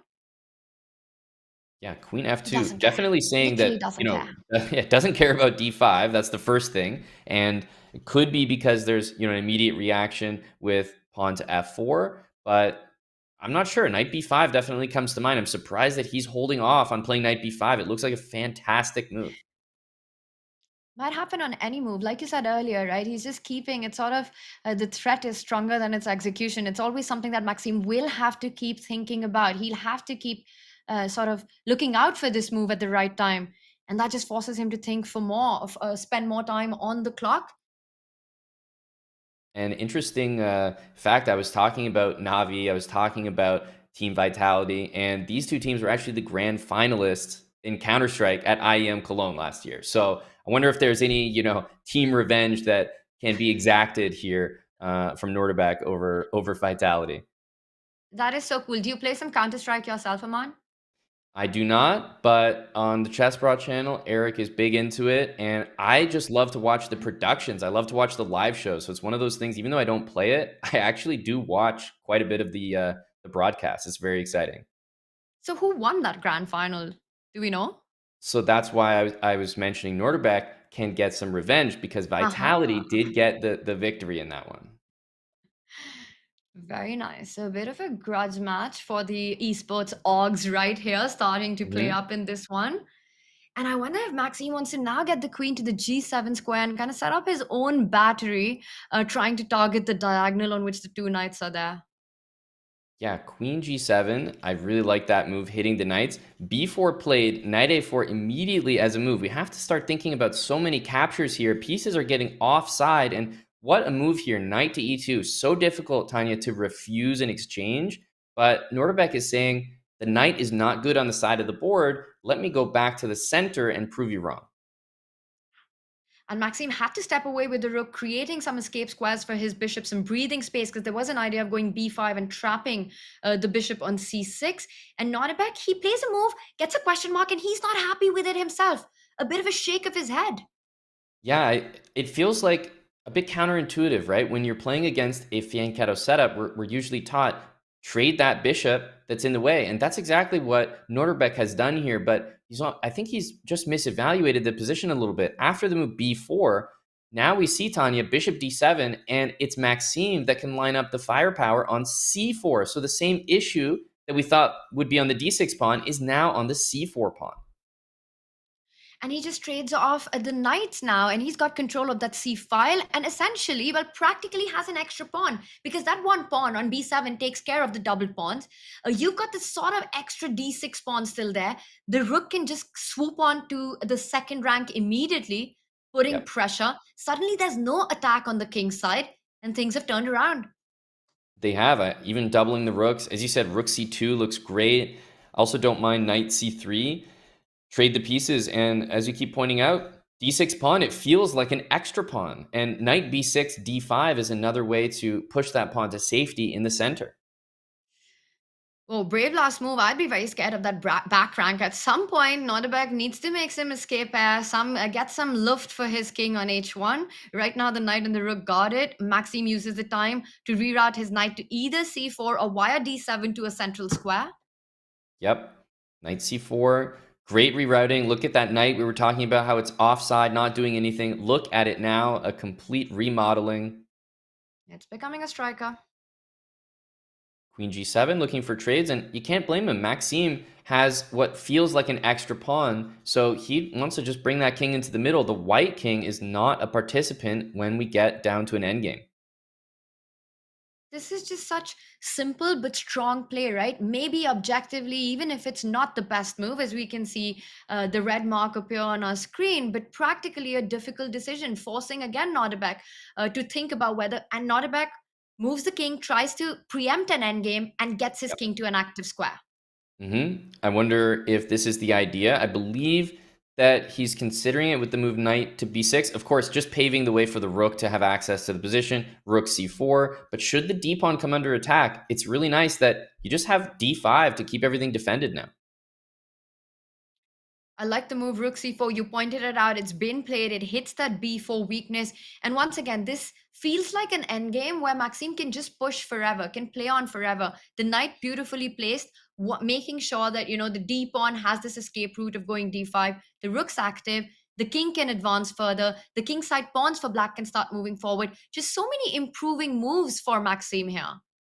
Yeah, and as Nodirbek, I think you have to start, I wouldn't want to be caught playing too much defense with rook b2. I'm almost looking for more of an aggressive idea. Rook a7 and hit that pawn, and there's, whoa. Knight captures e6. Now it's getting a double question mark. Desperate? Wow. Sorry, Aman. No, I was surprised by the double question mark because it's actually not anything to do what people think. This isn't a double question mark because it's hanging a knight. In fact, I would give it a brilliancy maybe for this idea, but there's an insanely strong intermediate move that Maxime finds in seconds, and this is the knockout. And this is what was missed by Nodirbek. Had he taken that knight earlier, Nodirbek would have been guaranteed 3 pawns for that piece and enough compensation. But Maxime, and it's so important to slow down and not make those hand moves, not immediately. Every trade doesn't have to be captured immediately. And Maxime finds the way forward now with a huge advantage. Yep. To add insult to injury, knight to c4 would be hyper accurate here. But honestly, taking just brings the rook away from this fork. That is good enough already. But Maxime does not need another reminder. And what a move right there. Team Vitality playing with a lot of energy right now. I mean, every single response of his rook c1, knight c4, just sort of out of the book here. Nodirbek is not expecting any of these moves that Maxime's coming up with. Truly, this is a really, really good performance from Maxime. And he didn't overextend. He didn't do anything too crazy in this game. He just took the moves as they arrived. And that was one of the moves, the knight sacrifice that, yeah, he just saw it and said, no, okay, that does not work. And although he could have taken it for a decent position, he found the absolute best continuation. Nodirbek's got to be feeling the pressure now. You almost start thinking about, and look at that, Maxime doesn't even take a decision about his rook. It just kept hanging. Its counter offense is the best defense when you're Maxime Vachier-Lagrave. Amazing. Yeah, to sit there and just play so many moves, knight, pawn, is he finally going to take it? You have a hanging rook, by the way, Maxime. Just want to make sure you don't forget that. All right, eventually he does trade it off. Now he's got a knight. I'm quickly trying to do the math. That's for 2 pawns. But there's a set of double pawns on the queen side, and that kind of takes away a lot of the compensation that Nodirbek would have had he had a better pawn formation. That's right. Yeah, it really just feels like one pawn for the piece. And I definitely think that with knight d6 in the position, knight d6 will guard the pawn. It'll guard e8. I think this rook is going to start making some inroads. And just picking up those pawns one by one. And there you have it. He goes with your plan, puts the knight on a beautiful square, Wow. and forces a rook trade. This is such a classy conversion. And Nodirbek Abdusattorov, has he given up? Yes, he has. Maxime Vachier-Lagrave gets the first win. Nodirbek has to win the second game on demand to force a tiebreak. Best of two, and he's already out of the chair. Maxime Vachier-Lagrave and Team Vitality on top 1-0 right now, and it's only a best of two. So as you pointed out, a must-win game for Nodirbek, and this one just exploded. It looked like a slight advantage for Maxime, but you know, we get desperate when we know we're behind, and knight takes e6, Tanya, was desperation, but Maxime did not fall for it. He just kept everything under control. You know, he found the best way to make the most of the mistake that Nodirbek made, going in with that intermediate, that intermezzo, that in-between move with rook c1 before immediately picking up the knight. Just incredible scenes, incredible chess by Maxime today. And here we are. Nodirbek will have the black pieces, will have to win. And the form, Aman, that Maxime's come in, it's a big ask. It's true. And I don't know if it's the gaming pod studio that Maxime is in, because he's been completely locked in today and yesterday, it should be pointed out. Nodirbek is sitting there just trying to figure it out. It looks like he's going over the game review and wondering what went wrong. He knows his big blunder, but even before that, he was making small mistakes and the position was getting worse and worse. Yeah, I'm kind of loving this gaming pod that Maxime's playing from, the all black universe. You know, just it looks incredible, and like you said, just gets that focus into the job that needs done. And of course, on the other side of this match awaits Hikaru Nakamura. We've got our two players. They're ready to start off their game two. What does Nodirbek need to do to make his comeback? Well, first of all, I'm curious what the opening gives us, because that's really going to tell us, you know, the shape that the game is going to take. And immediately, Karo Khan is the selection, takes on e4 and goes knight f6. So definitely a little bit of an imbalance here, Tanya, and imbalance. G takes f6, very important. He could have taken more standard with the e pawn, but he wanted to say, look, this is maybe a worse move objectively, but definitely gives me extra opportunities to imbalance things. Might be the best move practically, right? Given the match situation that Nodirbek finds himself in. He does take out the bishop, develops it, that G file. Eventually, will it be used by the rook? Will eventually Nodirbek, I was going to say, try to get an E5 break in, but he goes for a more cautious pawn move, creating some route for his bishop to develop. I think it's a really good approach, you know, given the match situation. Nodirbek just going all out. He knows that Maxime is in great form right now. A slow fight might not do the job, trying to create chaos as quickly as possible. Yeah, the one thing, and of course, you know, if this was just the best thing to do, everyone would be doing it, right? But the drawback to playing like this is you do make concessions. Look at that eval bar. It's creeping up, you know, more than Nodirbek would normally be comfortable with, but he's okay with it now because he needs to maybe give Maxime a better position than he's used to in order to hopefully trick him or make things a bit messy in the middle game. When you're in a must-win situation in a match, right, Aman, there are two approaches you can have. You can play a slow strategic game, sort of wait for the opportunities to come to you, or do what Nodirbek's doing. Just go all out from the start, try to create an imbalance, especially when you're playing with the black pieces. What would be your pick, your choice in such a situation? Well, I think the most important thing is to be able to do both. Not everyone can. You know, most people have their styles, and unfortunately, if you're a more technical player, you might not have the style that's best suited for this. And these players, they're just, they're all knowing. They can play anything, any style, and that's what makes them so good. So I would probably be in a tough situation because I don't think I have the style for it. I think you have the skill for it. And did you see that right now Maxime did come back with the queen to d1, so inviting a potential repeat, which of course That would would have get the been job funny. done for him. Yeah. But Nodirbek does not have that luxury. Always a nice tease to your opponent when you offer them a draw you know that they can't take. And honestly, you force them to make a worse move than the objective best. So it's actually just very, very smart gamesmanship. Very clever, right? Because the only way to defend that h5 pawn would have been to come back with your queen to the exact square from where it retreated. So, in a sense, making it impossible for Nodirbek to protect that pawn, and Maxime has a material advantage, but look at his pieces. It just feels like he's setting up for a freestyle chess game right now. Yeah, it definitely does. And Nordebek is saying, okay, you play freestyle chess. I'm over here playing actual regular chess, and I'm not sure this is what you want to be as Maxime. This is paying off for Nordebek. What we thought was maybe an opening advantage for Maxime. Look, it's completely backfiring. This is why you take the risk in a must-win game.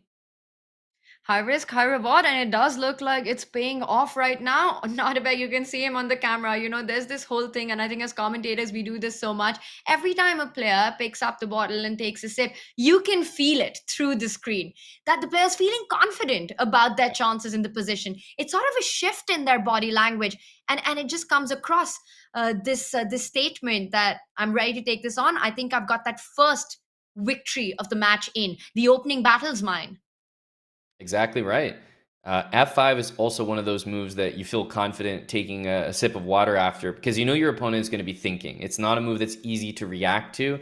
F4 is a big threat, and even taking on E5 is such a tough decision to take because look at the queen being exposed here. Also, if the bishop moves, you can't even castle. So there's so many things to be cautious of. Yeah, what an amazing decision by Nodirbek to not even care about his pawn in that moment, just get his king to the other side, preempting that Maxime will go up a pawn, but he'll get all this counterplay, and he does stop the threat of any f4 ideas right now. Do you have a strong bishop jump with the discovered attack on the queen? You know, I don't at the moment, but what I am looking at is maybe a knight move to facilitate a stronger bishop move because, you know, bishop a3 can just be well met maybe by queen b3. But if this knight were out of the way, or maybe if I played f4 and then moved the knight, I might have a stronger idea. So those are the moves that I'm looking at. F4, knight g4, even something as simple as knight g4. If it were captured, the bishop becomes so strong on that diagonal, it means you could never castle on the queen side. I really like your f4. And I was going to say, I think Nodirbek's going to play it, and he does. This is impressive stuff. He sacrificed 2 pawns, but in return destroyed Maxime's pawn formation, still kept his king in the center, and it's all about tempos now. He has to play. He has to be the one who has to play with all the energy and vitality on the board. That's right. Vitality on the board might be what it takes to beat Vitality. And queen a4, just getting out of the way. There's not many safe squares there. Knight d3 looks like a great idea, but hang on. You've got so many pieces. You have to make sure you're taking care of them. The king doesn't have a safe place to be, but I mean, the center at least he's covering himself with pieces in the absence of pawns. But I think, Aman, we can agree that for the rest of the game, you chances that Maxime's king remains in the center. Yep. Because, I mean, castling here is much worse than just being on e1. So you've definitely got a well-anchored knight, defended pawn here. You have 2 pawns extra, but the king cannot leave the center, and it would be a big deal if it could. Rook d1, trying to trade pieces, that comes to mind. Yeah, that just is such a sensible move, right? When you're up pawns, you want to neutralize any attack on your king. You want to get as many pieces off the board as quickly as possible. And Rook d1 would be a move that I think is also perhaps the most natural move in the position. Yep.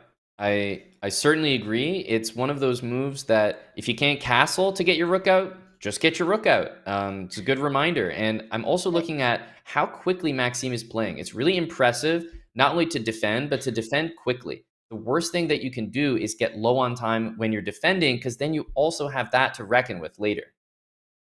Aman, I just realized there's an a7 pawn hanging right now, something that completely slipped my attention. You'd have to be very brave to take it. I don't know how brave you'd have to be because I don't know if black, but he goes for rook d1. I think from a practical sense makes a lot of from a practical point makes a lot of sense. But queen takes pawn would have been 3 extra pawns for white. Just want to point that That's out. true. Yeah. Queen takes a7, maybe in a different match situation would be more on his radar. And by the way, we're not discounting the fact that it could be taken still in this match. Even capturing on d3, the queen takes back. Who knows? a7 is still potentially on offer because there's all sorts of tactics in the position.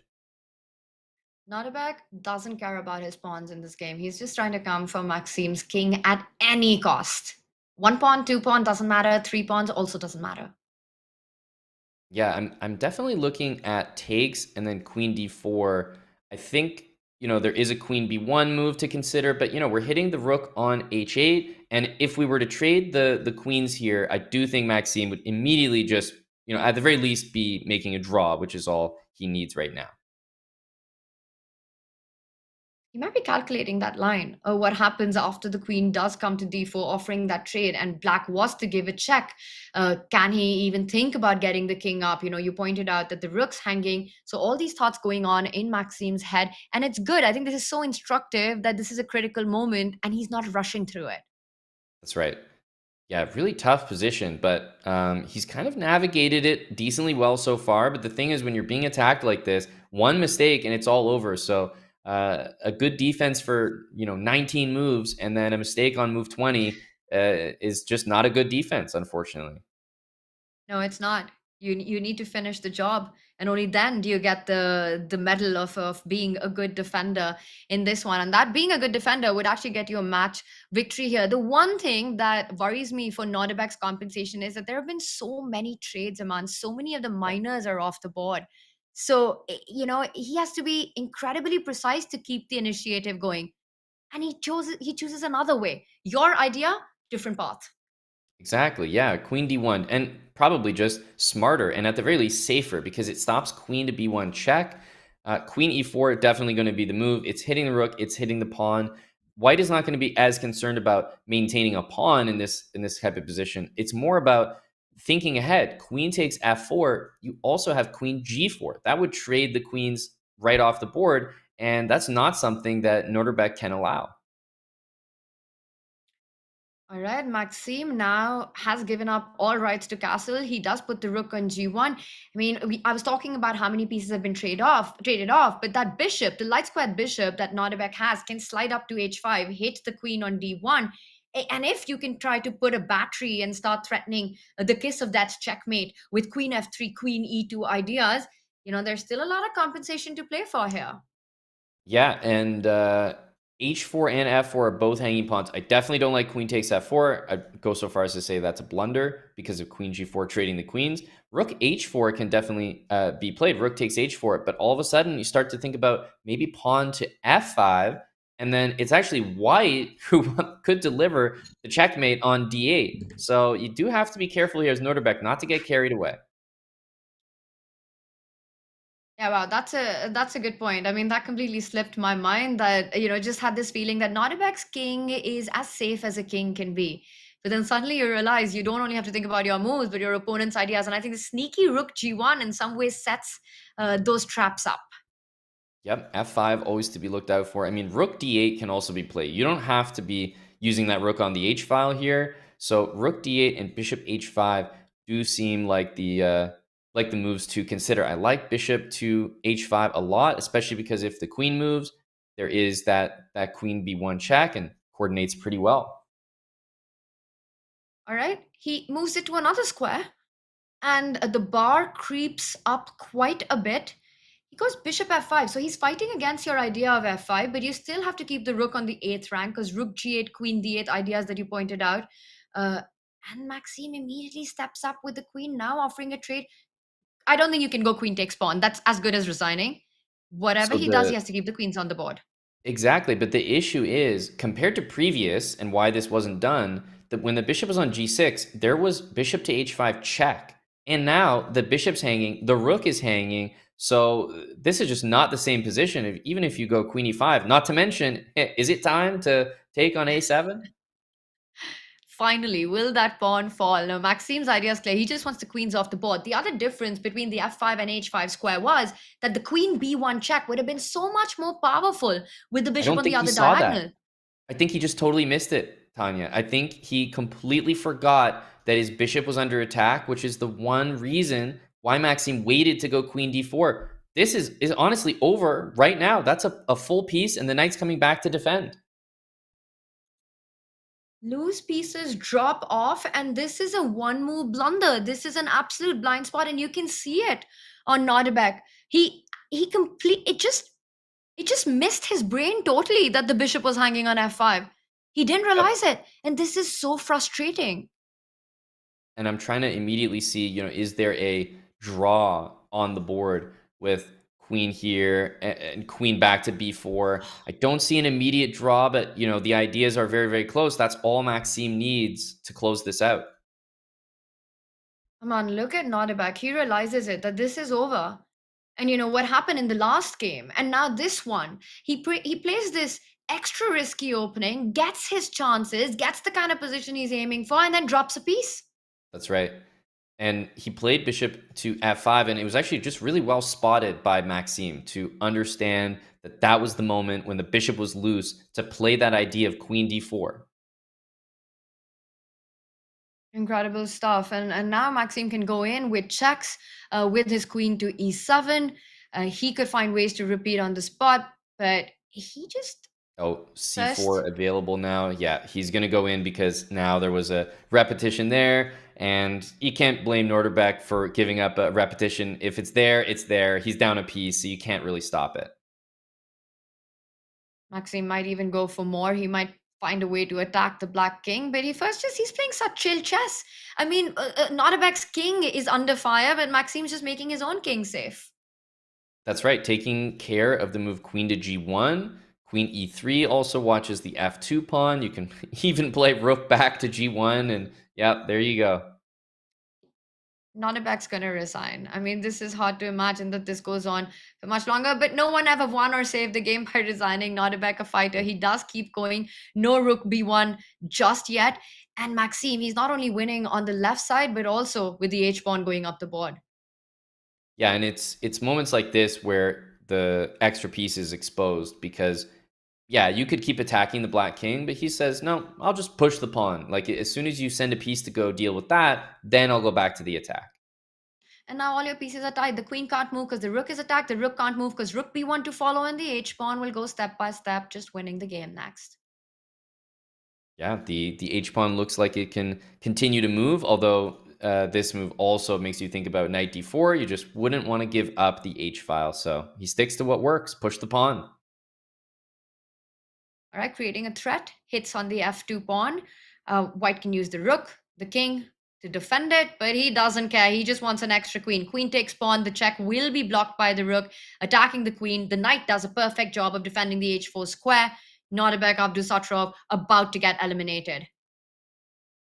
Yeah, this is hopeless at this point, and it's really starting to set in. But you could see on the camera, as soon as he blundered that bishop, he knew it was over because he didn't just have to save a draw. He had to save it and win it. He could not. Maxime Vachier-Lagrave 2-0, an emphatic result. Team Vitality over Team Navi. And what a day it has been for the French Grandmaster. First taking down the World Co-Blitz champion and now the youngest ever World Rapid champion. And he sets himself up for the losers final against Hikaru Nakamura. What a win, a 2-0 victory right there. And a very powerful performance all around. Not just the scoreline, Aman, but the quality of play. Indeed, and it really just compounded. Like, one blunder was all it took. And I think we saw that controlled gameplay from Nodirbek, but he just wasn't matched up, it seemed, against someone with this particular style. Styles make matchups, and I'm happy to stand corrected. Maxime had that style to induce the blunders from Nodirbek, and he just looked like the better player today, and a deserved 2-0 victory and a shot at making his way back to the grand final. But Tanya, he's going to have to get past Hikaru Nakamura, who has been laying in wait for who he was going to be up against. And Hikaru Nakamura, he's a beast, and right now he is a wounded beast, which makes him even more dangerous after what happened yesterday. What a big battle is coming up, with these two, I want to say, sharks of chess fighting it out. And chess, in fact, did make it to Shark Tank with Chess Up 2. As seen on Shark Tank, the Chess Up team returns with a brand new Chess Up 2, the smart board that combines the best of online and over-the-board chess with built-in Wi-Fi and Chess.com compatibility. Chess Up 2 carries all the convenience of online gaming, like access to millions of players in the online chess community, without losing the unique experience and feel of the over-the-board chess. With over 500,000 Chess.com games have been played on the Chess Up 2 board so far. Take 10% off your purchase. It's for a limited time only. Use code CCT10 at playchessup.com or use command ChessUp in chat to unlock this offer. We've got a final match of the day coming up. As you go on and check out the Chess Up 2 board and the offer, you come right back as we determine who will face Magnus Carlsen in the grand final tomorrow. Stick around because you don't want to miss this.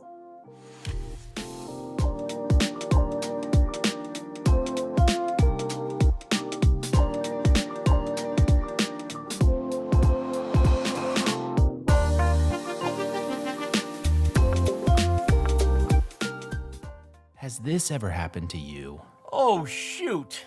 Another mouse slip. What about this? Oh, well, holy bishops en passant. I think I'm getting carpal tunnel. If only there was a way to play online chess with a real-life board. What if I told you you can with Chess Up 2? That's right.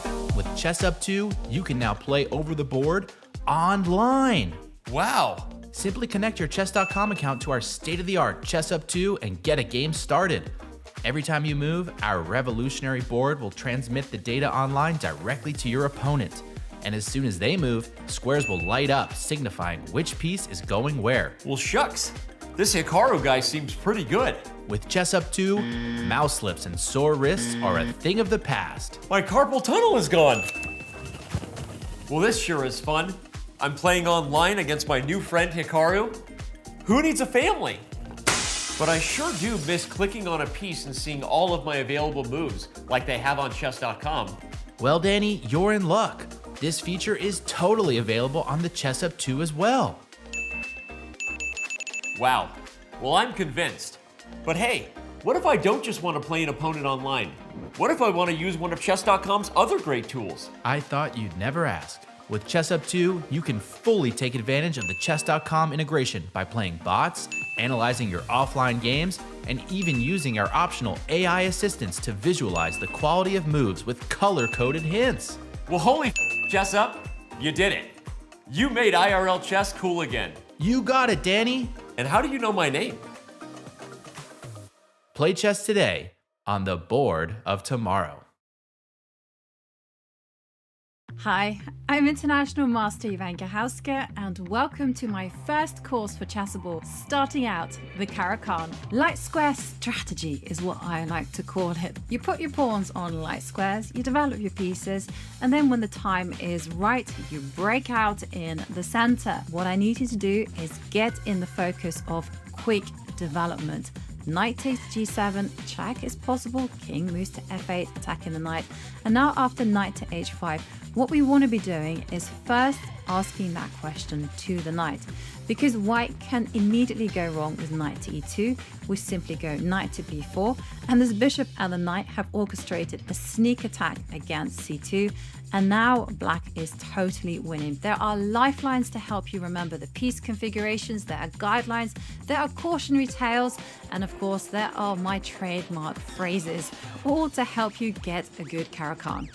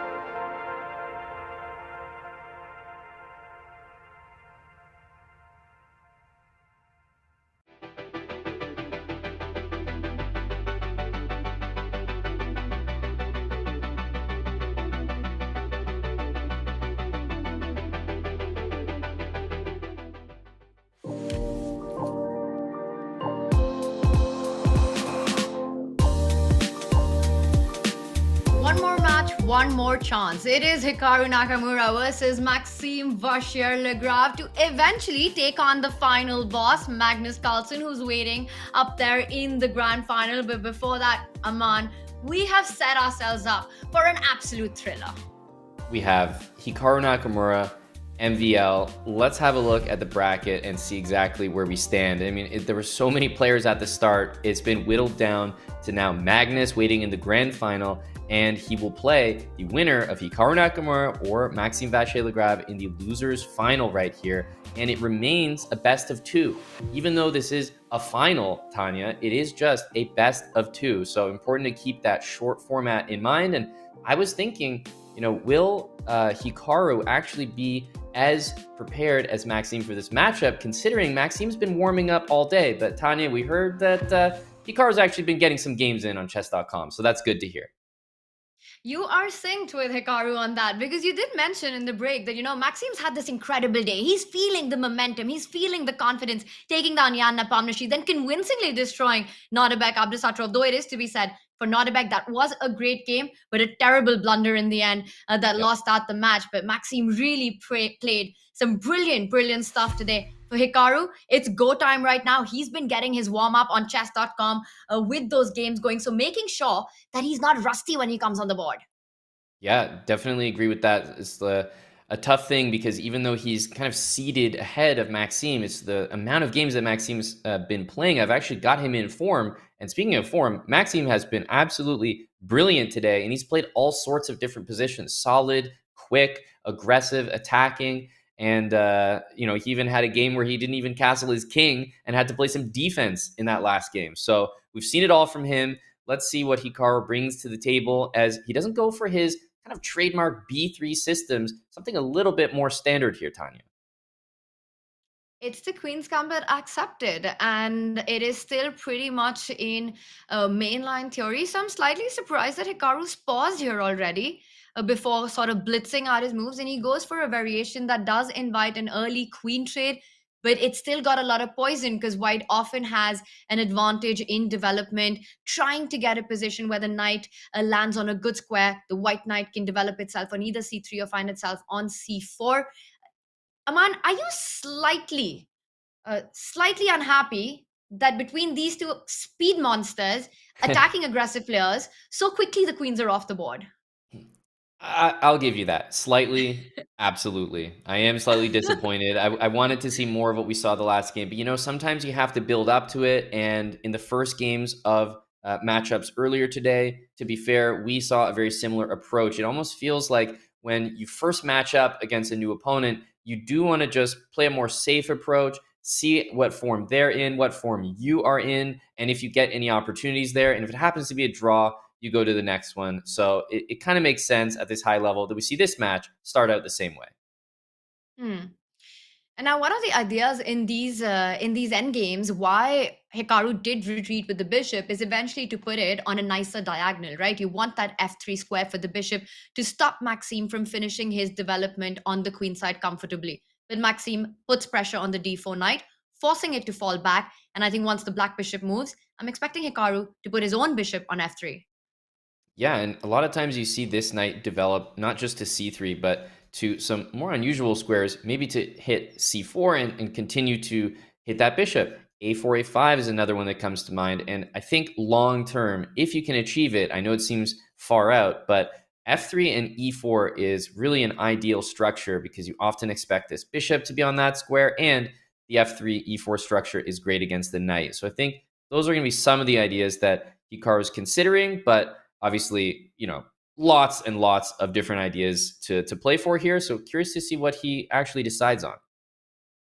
It's such a plan-rich opening, and Hikaru keeps his hand flexible. He does develop the knight. He might put the pawns, as you were mentioning. Maxime making his intentions clear. He's bought the bishop out. Eventually, he wants to perhaps put his own piece on that c6 square, trying to get it to a more active diagonal. And I'm just wondering, for Hikaru, you know him really well. Do you think what happened yesterday will play any role at all, or Hikaru's mind, it is of that level of greatness where he's just completely forgotten about it? Well, you know what? I think if it is going to play a role, I don't think it's going to play a role in this matchup. It might play a role in an eventual matchup with Magnus. I can't speak on that. That's just so hard to predict. But I don't think it will play a role here. In fact, he kind of had a smile, wry smile on his face after it happened. I think he took it well and realized that, it can kind of happen to anyone. But it really takes someone like Magnus, the Magnus effect that we keep talking about. And I think he's probably feeling a bit different, refreshed, and remotivated today. He's going to need all of that as he faces a very in-form Maxime. And we see the clock situation, Maxime up by a little less than a minute. And to me, it looks like Black has managed to sort of get some harmony going with the piece development. The other rook will land on c8. Is it still too early to say that Maxime has neutralized White's opening advantage? I do think it is. It definitely feels like that, but I will say that we haven't yet got to the point, and I think we're almost there, where we might see F3, E4. That's usually a big moment in this opening. If that pawn structure can happen, if you can clamp down on some squares, on like some dark squares in the position, A4, A5, F3, E4. So until we see whether Hikaru can go for these plans, I think I wouldn't feel comfortable saying, okay, we've kind of done the job, because the whole nature of the opening is very slow moving, very equal, and it's just like small plans that are trying to be achieved. So I think we have to wait a bit more. And also the eval bar, it's not, right in the middle, Tanya. That in an opening like this, I think that advantage is meaningful. It's not even close to the middle. That gives quite a bit of an advantage to the white pieces. And despite sort of the pawn formation being symmetrical, material balance on the board, nobody having an imbalance like a bishop pair, it goes on to show that perhaps just very directly with ideas like with tempo, pushing that F pawn, getting that A pawn going up, White just gains a lot of space in this position. Aman, I want to ask you that for Maxime, having had these two matches, one of them going into an Armageddon as well, do you think the winning part of it kind of brings in that motivation, that fire to go on, or is stamina, that energy, going to be a factor for Maxime here? It's really the important question, because you could always make a case for both. I will say it feels like today I'm seeing less fatigue from Maxime, almost like he's playing himself into form.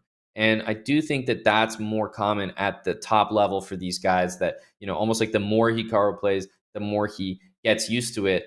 So I think we're seeing more of that. Knight A5 played by Hikaru. So kind of holding off and saying, look, if you want to take, that's an advantage I'm happy to have. The bishop pair is fantastic. Also, bishop to B4, something we just need to keep in mind. And I mean, let's talk about the obvious.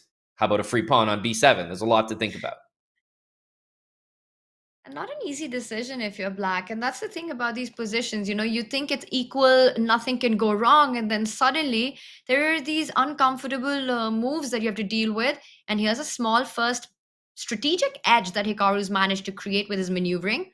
The open position, the bishop pair, definitely something which is going to be a long-term advantage to play for. He could still give that check. He could still push that knight out. Keeps it very flexible and playing to perfection so far, Hikaru is. Yeah, very impressed. I think we will see the rooks exchanged here. It is possible, I guess, to keep them on, but I mean, in the first game, you kind of have a risk-free edge. What we'll see, and something I mentioned yesterday on the show, when you have two bishops against bishop and knight, number one thing you want to avoid is trading the same color bishops that are on the board. Number one thing you want to do is usually put your pawns on the opposite color of the bishop that nobody has, right? You're the only one with a dark square bishop, so we're probably going to see more light square pawns rather than dark square pawns by Hikaru. That's a great strategic point. Just for more activity of your own bishop, that is an unchallenged piece on the board right now. And we see he sort of tied down Maxim's knight to defend g7. But yes, we're singing praises for Hikaru's position. But is it still a sizable enough advantage given the healthy pawn formation, pawn structure that Maxim has with no apparent weakness to really think that something will come off it?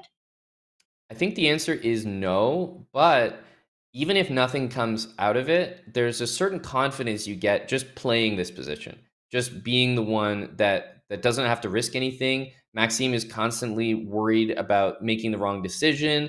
Things can, turn quickly. Whereas for Hikaru, a draw is there whenever he wants it. You can't say the same for Maxime. And here is a very interesting decision because, are we going to see e5? Otherwise, I'm concerned why Hikaru is playing a same color bishop endgame with pawns getting stuck on light squares, unless e5 is the idea, and it is.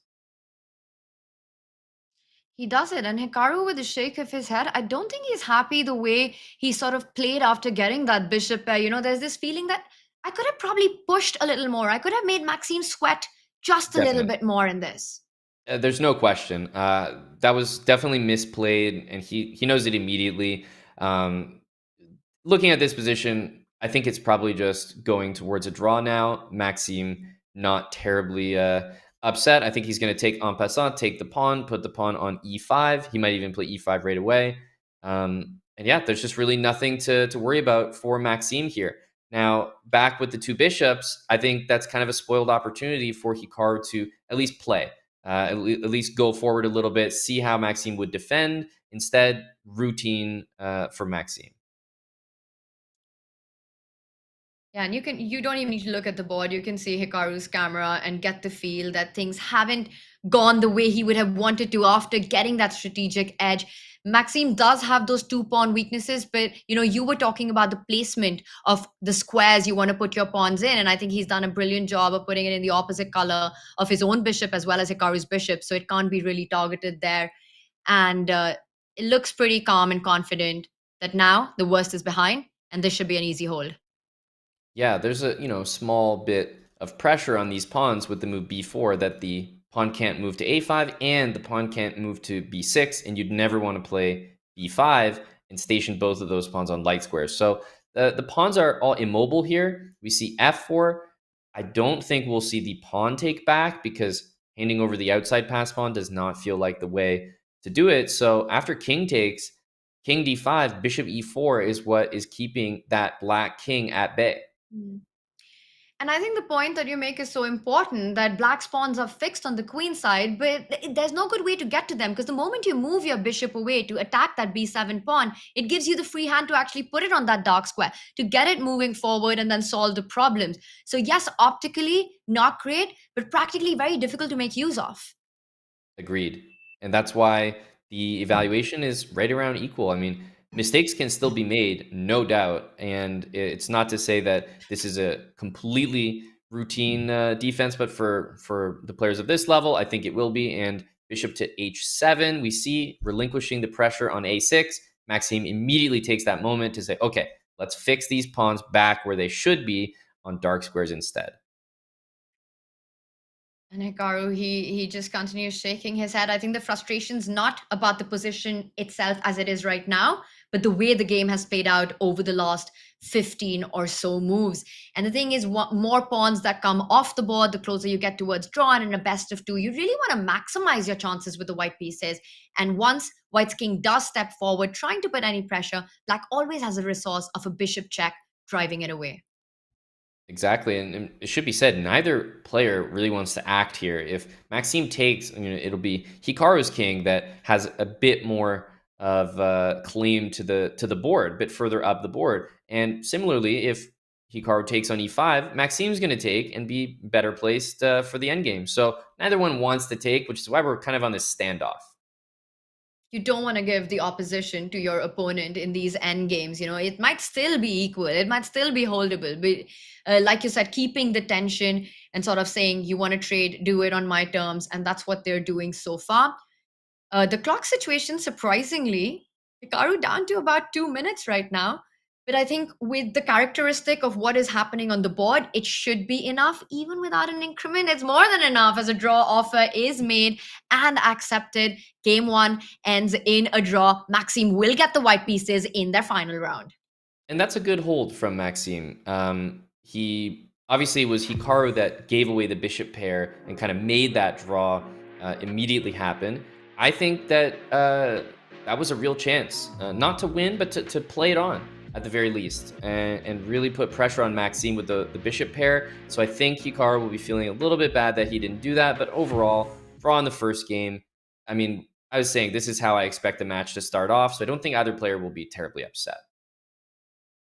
A big fight it was, and get this right, Aman. This first game was played to an accuracy of 98.8% by Maxime Vachier-Lagrave and 98.6% by Hikaru Nakamura.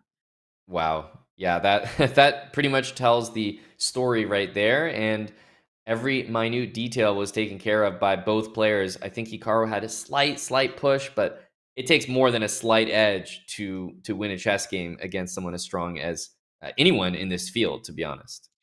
I mean, look at the scene we have in front of us, right? Maxime just looks like he is just totally locked in a different zone, different level right now. He's feeling that confidence with the way the day has gone. A first round, no problemo hold against Hikaru Nakamura. And here we are off. And I believe this was a line of the Petrov.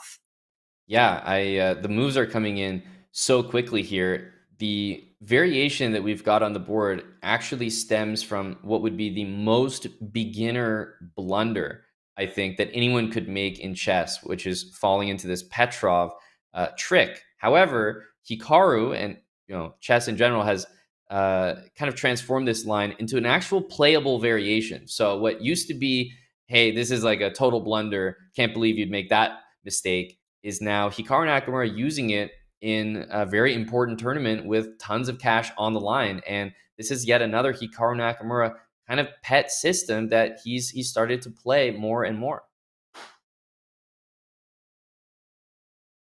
Yeah, so using it at a very important moment in the tournament. And I'd love to get our chat involved right now. You know, it does those percentages, the accuracy percentages of over 98% by both, such a closely contested battle. At the end of it, only one of these two will survive. Chat, you tell us, who do you think will make it through to tomorrow's grand final? So I'm going to ask our community grandmaster Akshansh to run that poll, and then our grandmaster producer to tell us what happened at the end of it, and who is chat rooting for. If you had to pick a favorite right now, Aman, who would you say takes this one?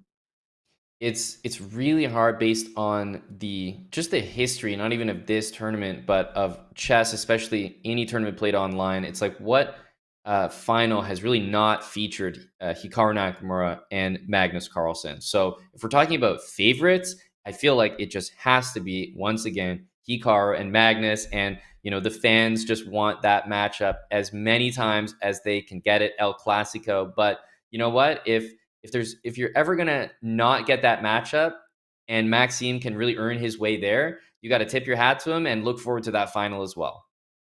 I mean, if Maxime does it, if he goes all the way and then with a win against Hikaru, books that spot, earns that spot, if he's able to show the form in that match that he did today, I think he's got a very fair shot against even Magnus Carlsen.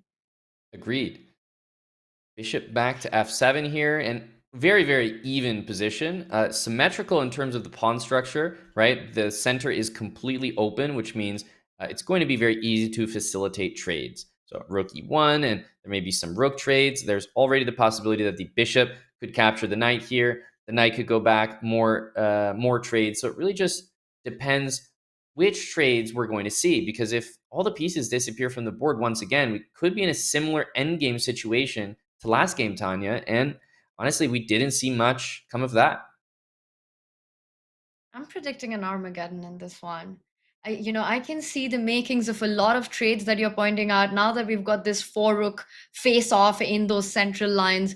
Once the files clear up, uh, I think there's a huge chance of this just fizzling out to a draw.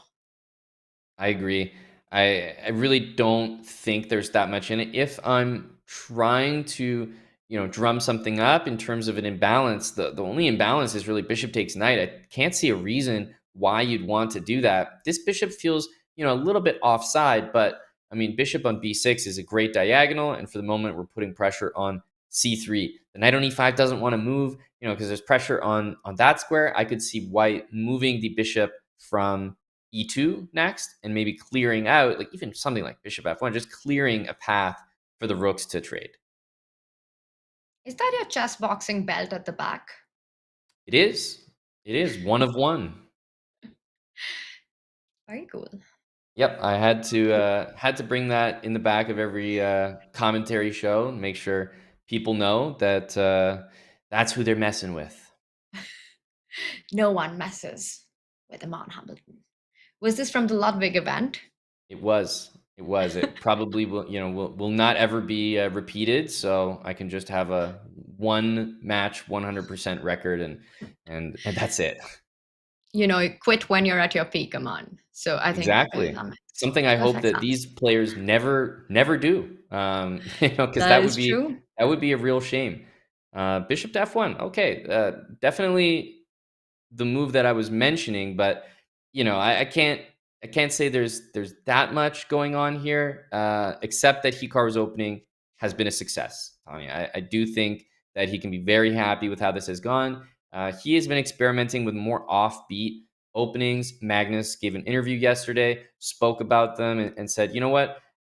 He puts a lot of work into these openings, and if he is able to find all those moves, he's able to justify these offbeat openings, and he can play some like amazing games, like one of them against Magnus. But then you miss one move, and all of a sudden that offbeat opening can suddenly backfire. So a lot of pressure on Hikaru. And he's responding well in it, right now. I mean, like you said, the first opening, he gets this good small edge out of the opening. Wasn't able to maximize that and push it really as much as we'd expect a player like Hikaru to do. And that ended in a draw. But this one with the black pieces, a very confident opening outcome for him. Never really gave Maxime any big edge or any opportunity. And I wonder what's going on in the player's mind. Are they ambitious? Are they just going to play on? Or will they have a more safety-first approach in the coming moves? Yeah, I definitely expect more of the safety-first approach. I'm looking at this bishop and immediately thinking about f3, which also would stop knight g4. We see h3 played instead. Knight g4 hitting the f2 pawn was kind of a move you had to watch out for. And who's going to move the knight first? That's the question, because nobody's trading rooks if the knights are in the middle. All right, there might be a first threat being created that night, or actually not yet. There is no big idea of knight d3. I was just wondering if you could go c5, trade on d1, but white can still take with the rook, so everything's still defended, but still watch out for these ideas. Yeah, that's a way to definitely get a lot of trades in, and this bishop can slide to the g6 square and add even more control over d3. But I will say, if everything just kind of gets traded, the black king has a very quick avenue into the center, and the white king does as well. So both sides are trying to balance the fact that they are playing, a middle game here, a queenless middle game, but they also have to take into account that it could transform to an endgame at any point, so they need to be prepared for that. Would you, if you were black here, would you be considering, because there is a forcing sequence of moves, right? You go c5, you put the knight on d3, come in with a fork, and at least say, hey, you know what? I get the bishop pair. What do you make of those trades and those ideas? And is that something that Hikaru is considering right now? Yeah, I think the move c5 would... The problem that I have with c5 is I'm looking at the bishop on e3, and I feel like I end up in this pin at the end of all these trades if we just, remove the rooks from the board. The knight moves to c2, and I don't really know how to get out of this pin if I'm being honest. So I'd be a little concerned that I'm blocking my own bishop, and the black bishop on e3 is just stronger than mine. Well, he's taking his time. So he's perhaps considering what are the outcomes that are possible going into direct variation, or does he just keep the tension on the boards? Not keeping, but speaking of tension, we've got our poll results in. And wow, 20% for a Hikaru win, 7% for an MVL win, 73% for a draw. So most people think that this match will, 73% of our audience thinks this match will go into an Armageddon. I think I would be part of that 73%.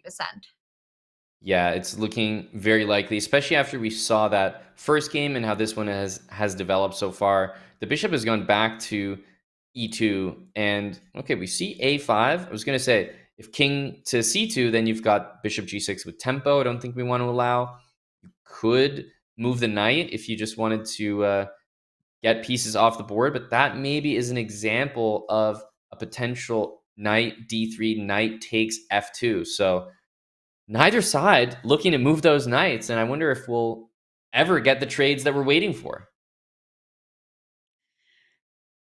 Very interesting. So the pieces are still kept on, and again, neither side blinking. And meanwhile, we've got a stare off between our YouTube chat and our Twitch chat because they're pretty divided. YouTube believes that Hikaru wins this match and takes it to his rematch against Magnus in the grand final, while our Twitch chat believes that this is definitely going into an Armageddon. I love it. The stare down. Who's going to be correct? This means everything. There's never been a more important poll Ever in the history of mankind. a5, a4. It almost feels like this is the type of position where I would rather it not be my turn. It's like a5 took Hikaru a number of minutes to think of, and Maxime said, that's a pretty good idea. I'll go a4, your turn again.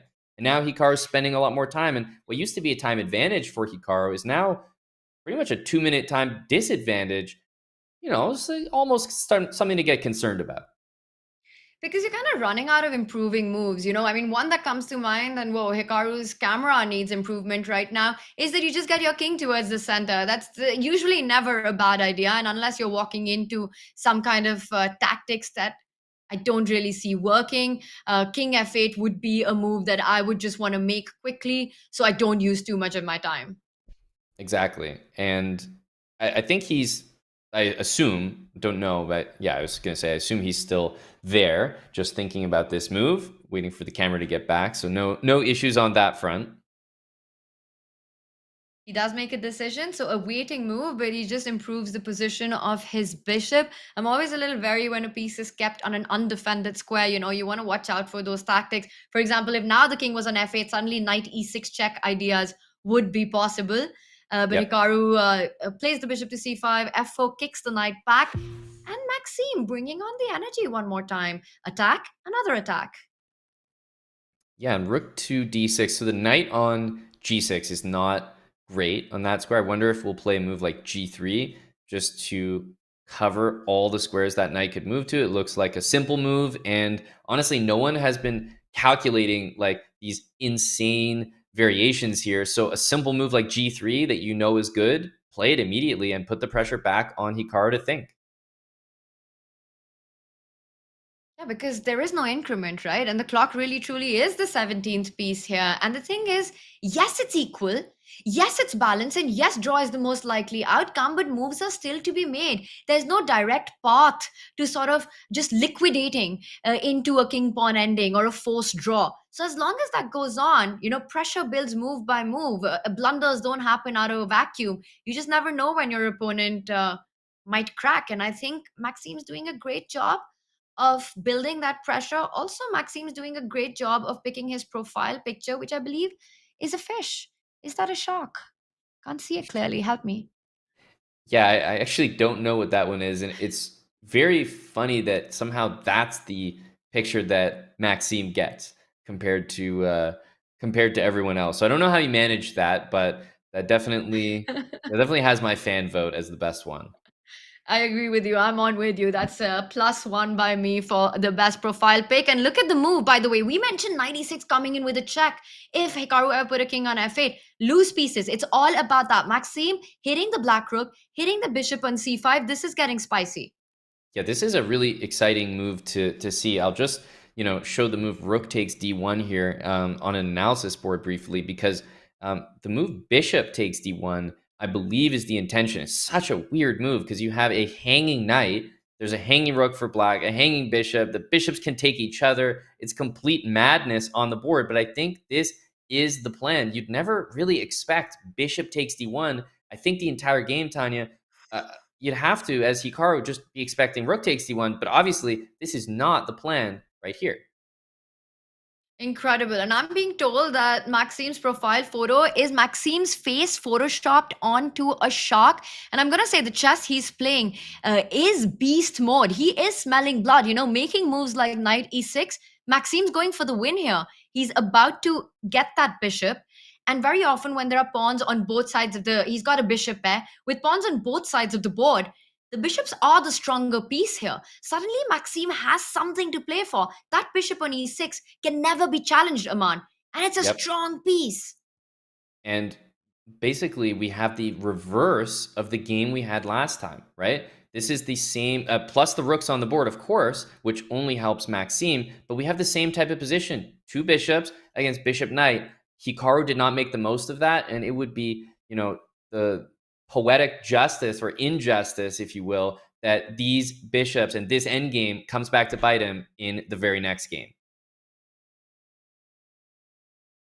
Well, let's see if Maxim's able to put more pressure with his bishop pair than Hikaru managed to do in their game 1. I think I like the way he's playing. He's setting up g4 to kick that knight away in a position when it can't come forward. He trades the rooks. He's trying to create a second weakness. It's the principle of 2 weaknesses, right? You've got the bishop pair. That's your advantage, your opponent's weakness. He wants to create either a weak pawn on a5 or a passer on the a line, which will be absolutely deadly. The second weakness. And the clock is the biggest part here. There is only 1 minute on the clock with no increment, and you're dealing with a position that doesn't seem to have a resolution anytime soon. Tanya, this is a massive advantage and a huge chance for Maxim to just end this match. Completely agree. And everyone says this, right? Hikaru is the most formidable defender in the world. He's the most resourceful player, perhaps not even second to Magnus, equal to Magnus, in that sphere of chess. And I think he'll have to gather his absolute best resilience to save this one under 1 minute on the clock. Oh my God. The bar has just skyrocketed here, and I'm really trying to figure out exactly why. Of course, it has something to do with this pawn dropping. The knight, is it running out of squares? Hang on, bishop to e6. I guess you defend it. To d8. He's going for the pawn. The bishop needs to fall back. He attacks the knight. The knight is forced. And the pieces just lack squares. Bishop to g3, and almost every piece just has no square to be on. There's a pawn here, and that's going to be a resignation. You can't defend it. Unbelievable. Maxim Vachier-Lagrave. He beats Jan Nepomniachtchi. He beats Nodirbek, Abdul Satrov, and then takes down the world number 2, Hikaru Nakamura. What a beast Maxim has been today. What a performance. And I have to say, he did it convincingly in game 2. The moment he got that bishop pair, he just put so much pressure until, what is believed, the uncrackable Hikaru Nakamura cracked. That's right. Maxim Vachier-Lagrave, 1.5 team vitality over Team Falcons Hikaru Nakamura. That is your winner, MVL. He takes out Hikaru. He will face Magnus Carlsen tomorrow in the grand final. What a result, and just playing himself into form. As we talked about, he's earned that right to play against Magnus. He was almost knocked out. He was fighting for one of those last 2 qualification spots, and now he's one of the top players in the entire tournament. And what a day and what a run he's had today. And let's remind everyone, Aman, that in that grand final, Maxim Vachier-Lagrave will not only have to get the form that he's shown today, but perhaps even more, because he has to take down the final boss, the world number 1, Magnus Carlsen, not once, but twice. But you know what? It's been done before. And it's been done before by Maxim Vachier-Lagrave in the Champions Chess Tour last year. Amazing. And you know what? If there's anyone who can do it, it's definitely MVL. He's emerged as definitely the best player aside from Magnus in this tournament. It's a fitting final. The only sad part for MVL, Tanya, is that he doesn't get to play that match today because he's playing so well today. I'm sure he wants to just keep going. I'm still shook. I'm just thinking about the chess and the level of play that we've seen, by Maxime. Again, the scoreline incredible. But every game, I can't remember a single moment where it felt like Maxime's the one on the back foot. That did he get lucky in any moment? He and I think you made this point earlier. He just played a variety of positions today to perfection. He really did. He showed his, all-encompassing style. He's not just limited to, you can't just look at Maxime and say, oh, he's weak in this area, let's target this area. He showcased everything, and that's a style that I feel that Magnus Carlsen has. So to emulate that and be matched up against him in the grand final says something about MVL's level and, just that revitalized energy he has with this esports org. Incredible stuff. I mean, that is some inspiring chess we saw by Maxime today, and he will go on to play Magnus tomorrow. And that was an inspiring profile photo of Maxime. I mean, he did play like a shark today. And that gives me the perfect segue because as seen on Shark Tank, Neuro is the next generation of mints and gums, empowering better minds with innovative science-backed formulas. As we get into today's action, now is the time to lock in with Neuro's Energy and Focus Gum and Mints. Energy and Focus Gum is formulated with natural caffeine, L-theanine, and B vitamins to wake up your mind, fuel your focus, and power your day. And what a day Maxime has had. You get all the energizing benefits of caffeine without the shakes and jitters. Try it now at go.chess.com/neuro or use command neuro in chat and save 15% using code chess15.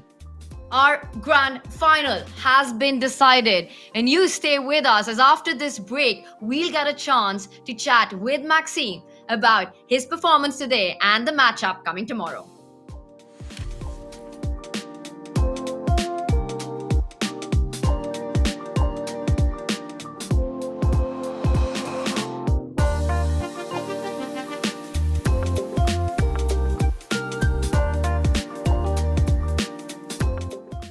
What's up, everybody?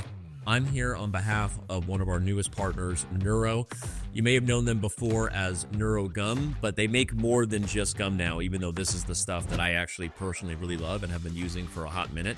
Natural caffeine, B vitamins, theanine, stuff that is good for you when you're looking to avoid that second cup of coffee. Now they also have Neuro Mints for calm and clarity. Also only natural ingredients. They use GABA, vitamin D, all kinds of good stuff that you like putting in your body if you're looking for natural ways to bring up your energy and maybe calm down and get that clarity you need toward the end of the day. There's sleep and recharge. There's all kinds of small mint packets. But like I said, I really do love the Energy and Focus Gum. I use it in the afternoon. Pop one. Sometimes I really need that extra energy. Either way, hope you give them a chance. Use the command Neuro if you happen to be watching this during one of our shows. Otherwise, go to neurogum.com. Check them out today on behalf of Chess, and we'll see you around on Chess.com.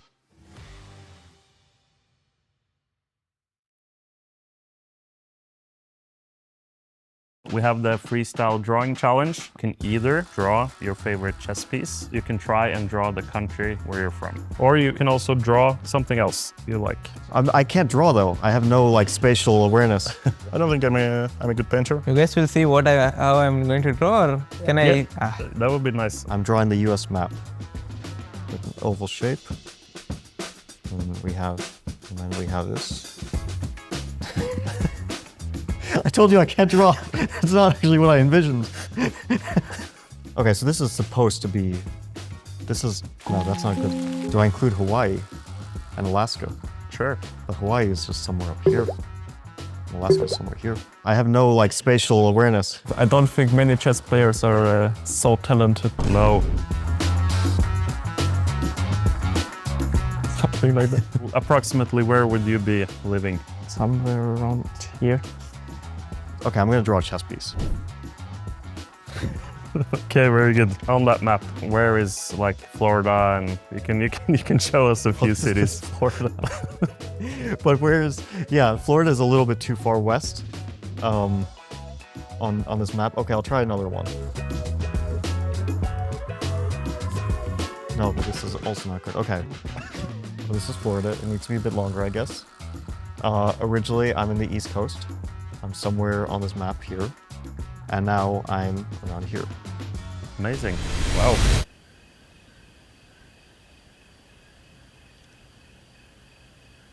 That's horrible. The map is the easiest, but it depends if I want to be artistic or not and draw like a piece. Should jut down like this. It goes over.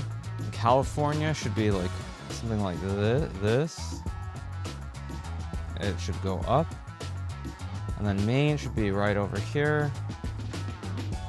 And okay, it's a bad drawing, but this is much closer than Fabiano for sure. Someone should still be able to tell this is the US. My thought was that he was supposed to draw France and mark Paris. Yeah, I'm not sure. I've lived here. I've lived here in Florida.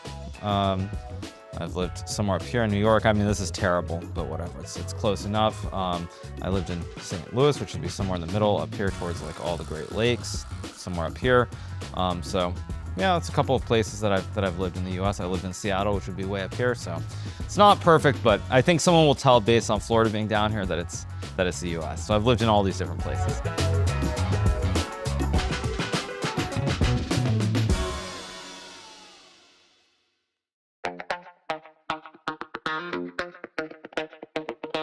Personally, I chose to play the Sicilian as my main weapon with black about 35 years ago. E4, C5. C5 is an excellent move that controls the D4 square, and when white plays D4, we're ready to capture it. This is, of course, on the Sicilian, and I think it's a really good opening for beginner and intermediate players, and one of the reasons is a lot of lower-level club players only know E4, E5. I really enjoy the combative play. You'll have excellent chances out of the opening, and I chose the variations carefully based on my own experience of playing the Sicilian and based on the ease of which you can learn and understand the ideas. Knight b5, we play queen b4. Now our queen can escape to a5, which defends c7. It looks good to fork the pieces, but after king g8, all of white's pieces are attacked. So knight takes, queen takes c3 check, attacking the king. We're going to take the bishop next move. Black has an extra pawn, and this knight is trapped.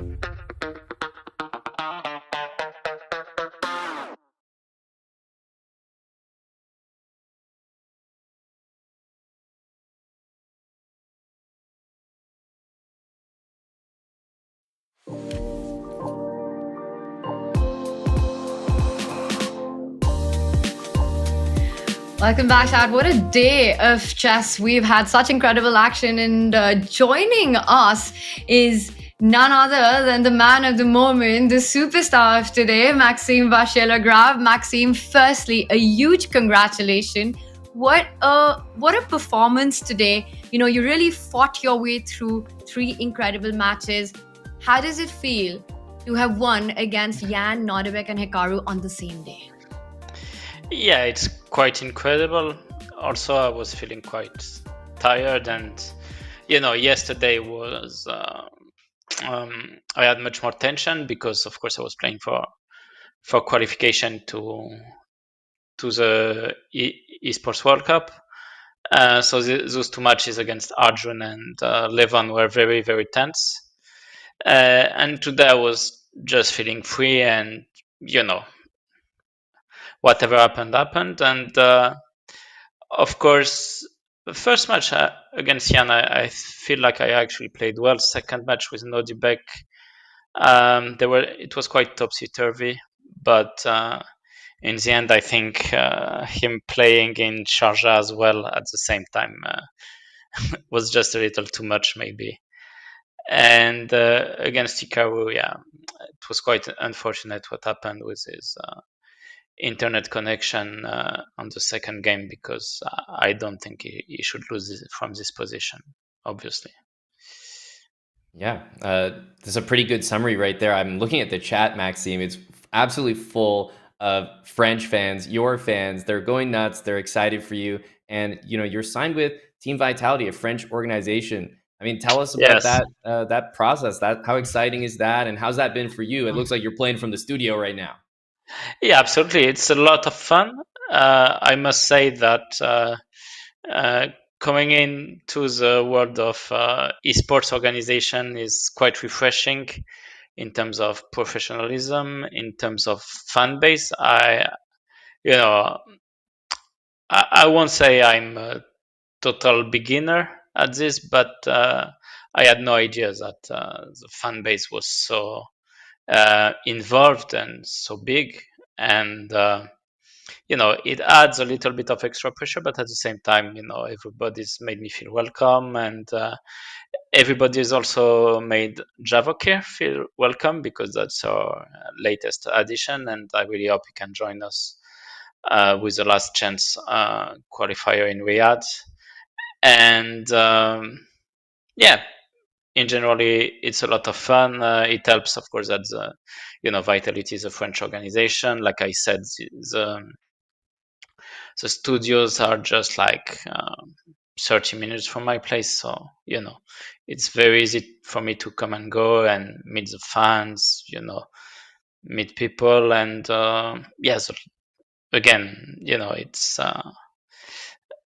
a lot of fun and also very serious and very well organized. So what more to ask for?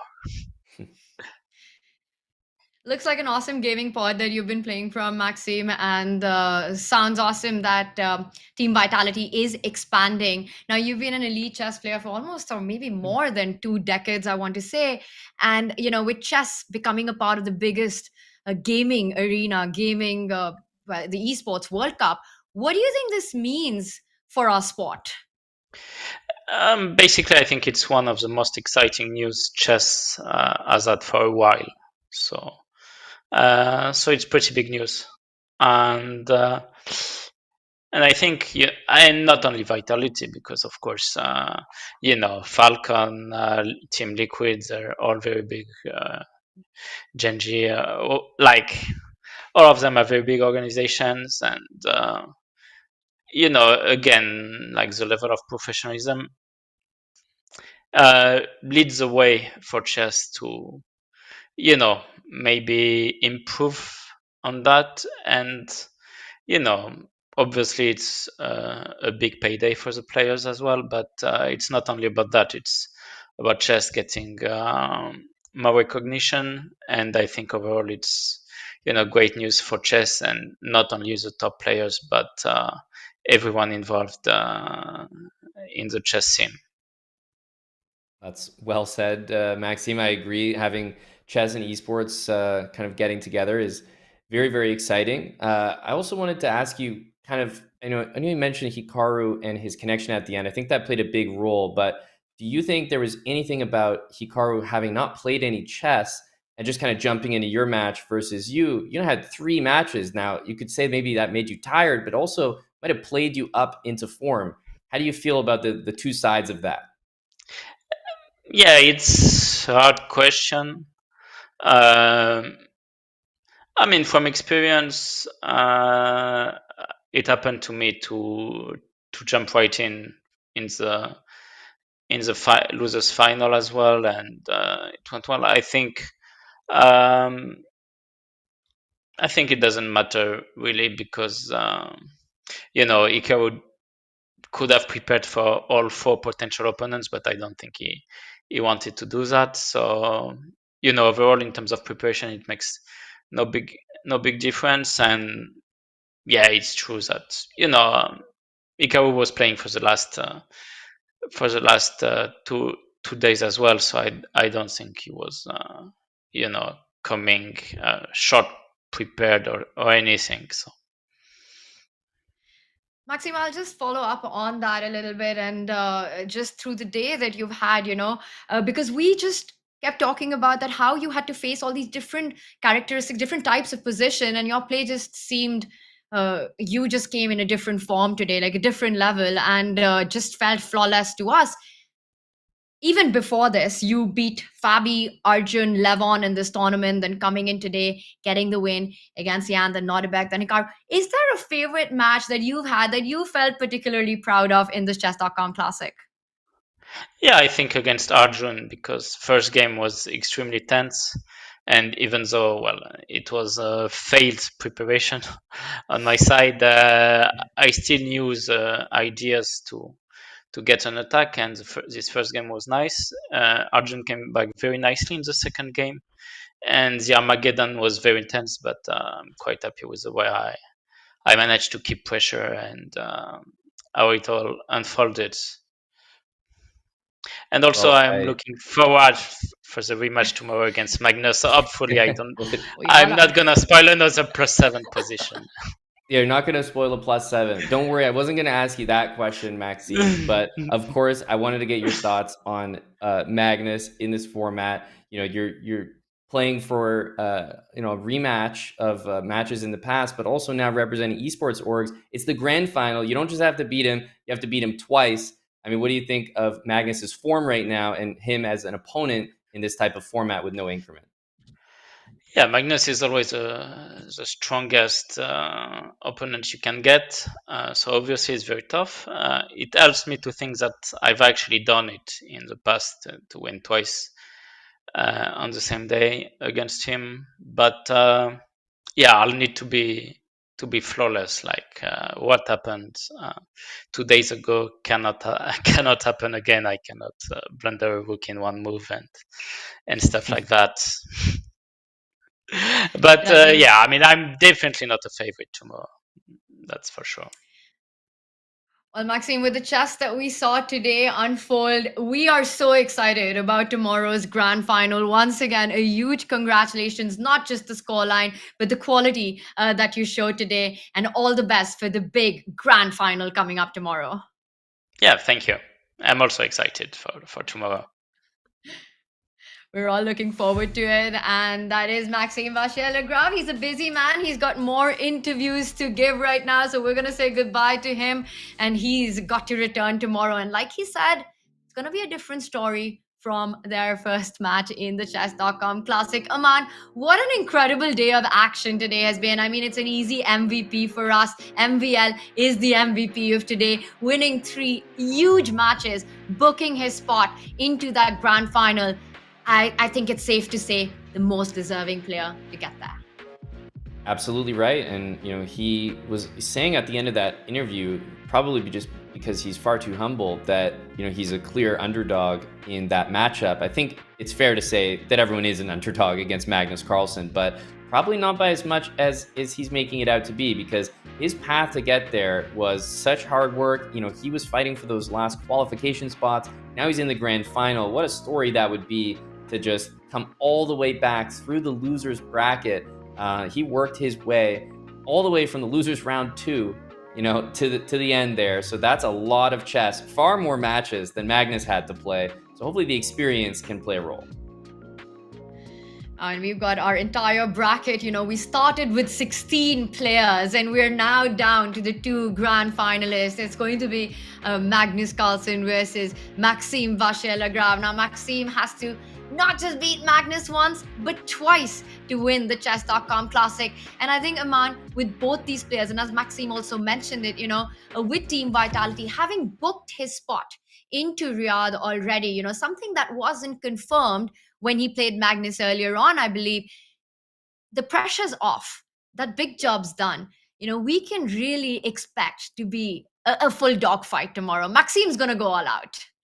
I totally agree. And, you know, just as a final note, I really loved what he said about Vachier, his teammate at Vitality. Just a nod to him. It's that extra bit of camaraderie as chess players, as chess colleagues. You know, we're all looking out for one another. We generally want each other to do well, except when we're against each other directly. But just that extra bit of camaraderie, all of a sudden, they're teammates. You know, he wants to see him in that last chance qualifier and joining in the Esports World Cup.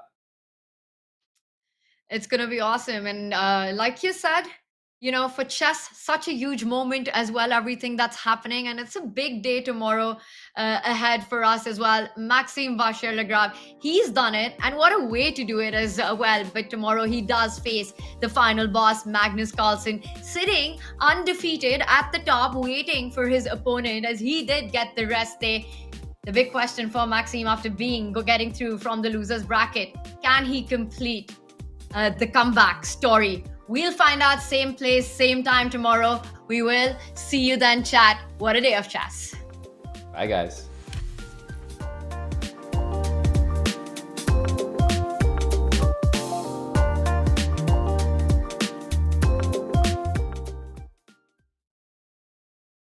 Has this ever happened to you? Oh, shoot. Another mouse slip. What about this? Oh, well, holy bishops en passant. I think I'm getting carpal tunnel. If only there was a way to play online chess with a real-life board. What if I told you you can with Chess Up 2? That's right. With Chess Up 2, you can now play over the board online.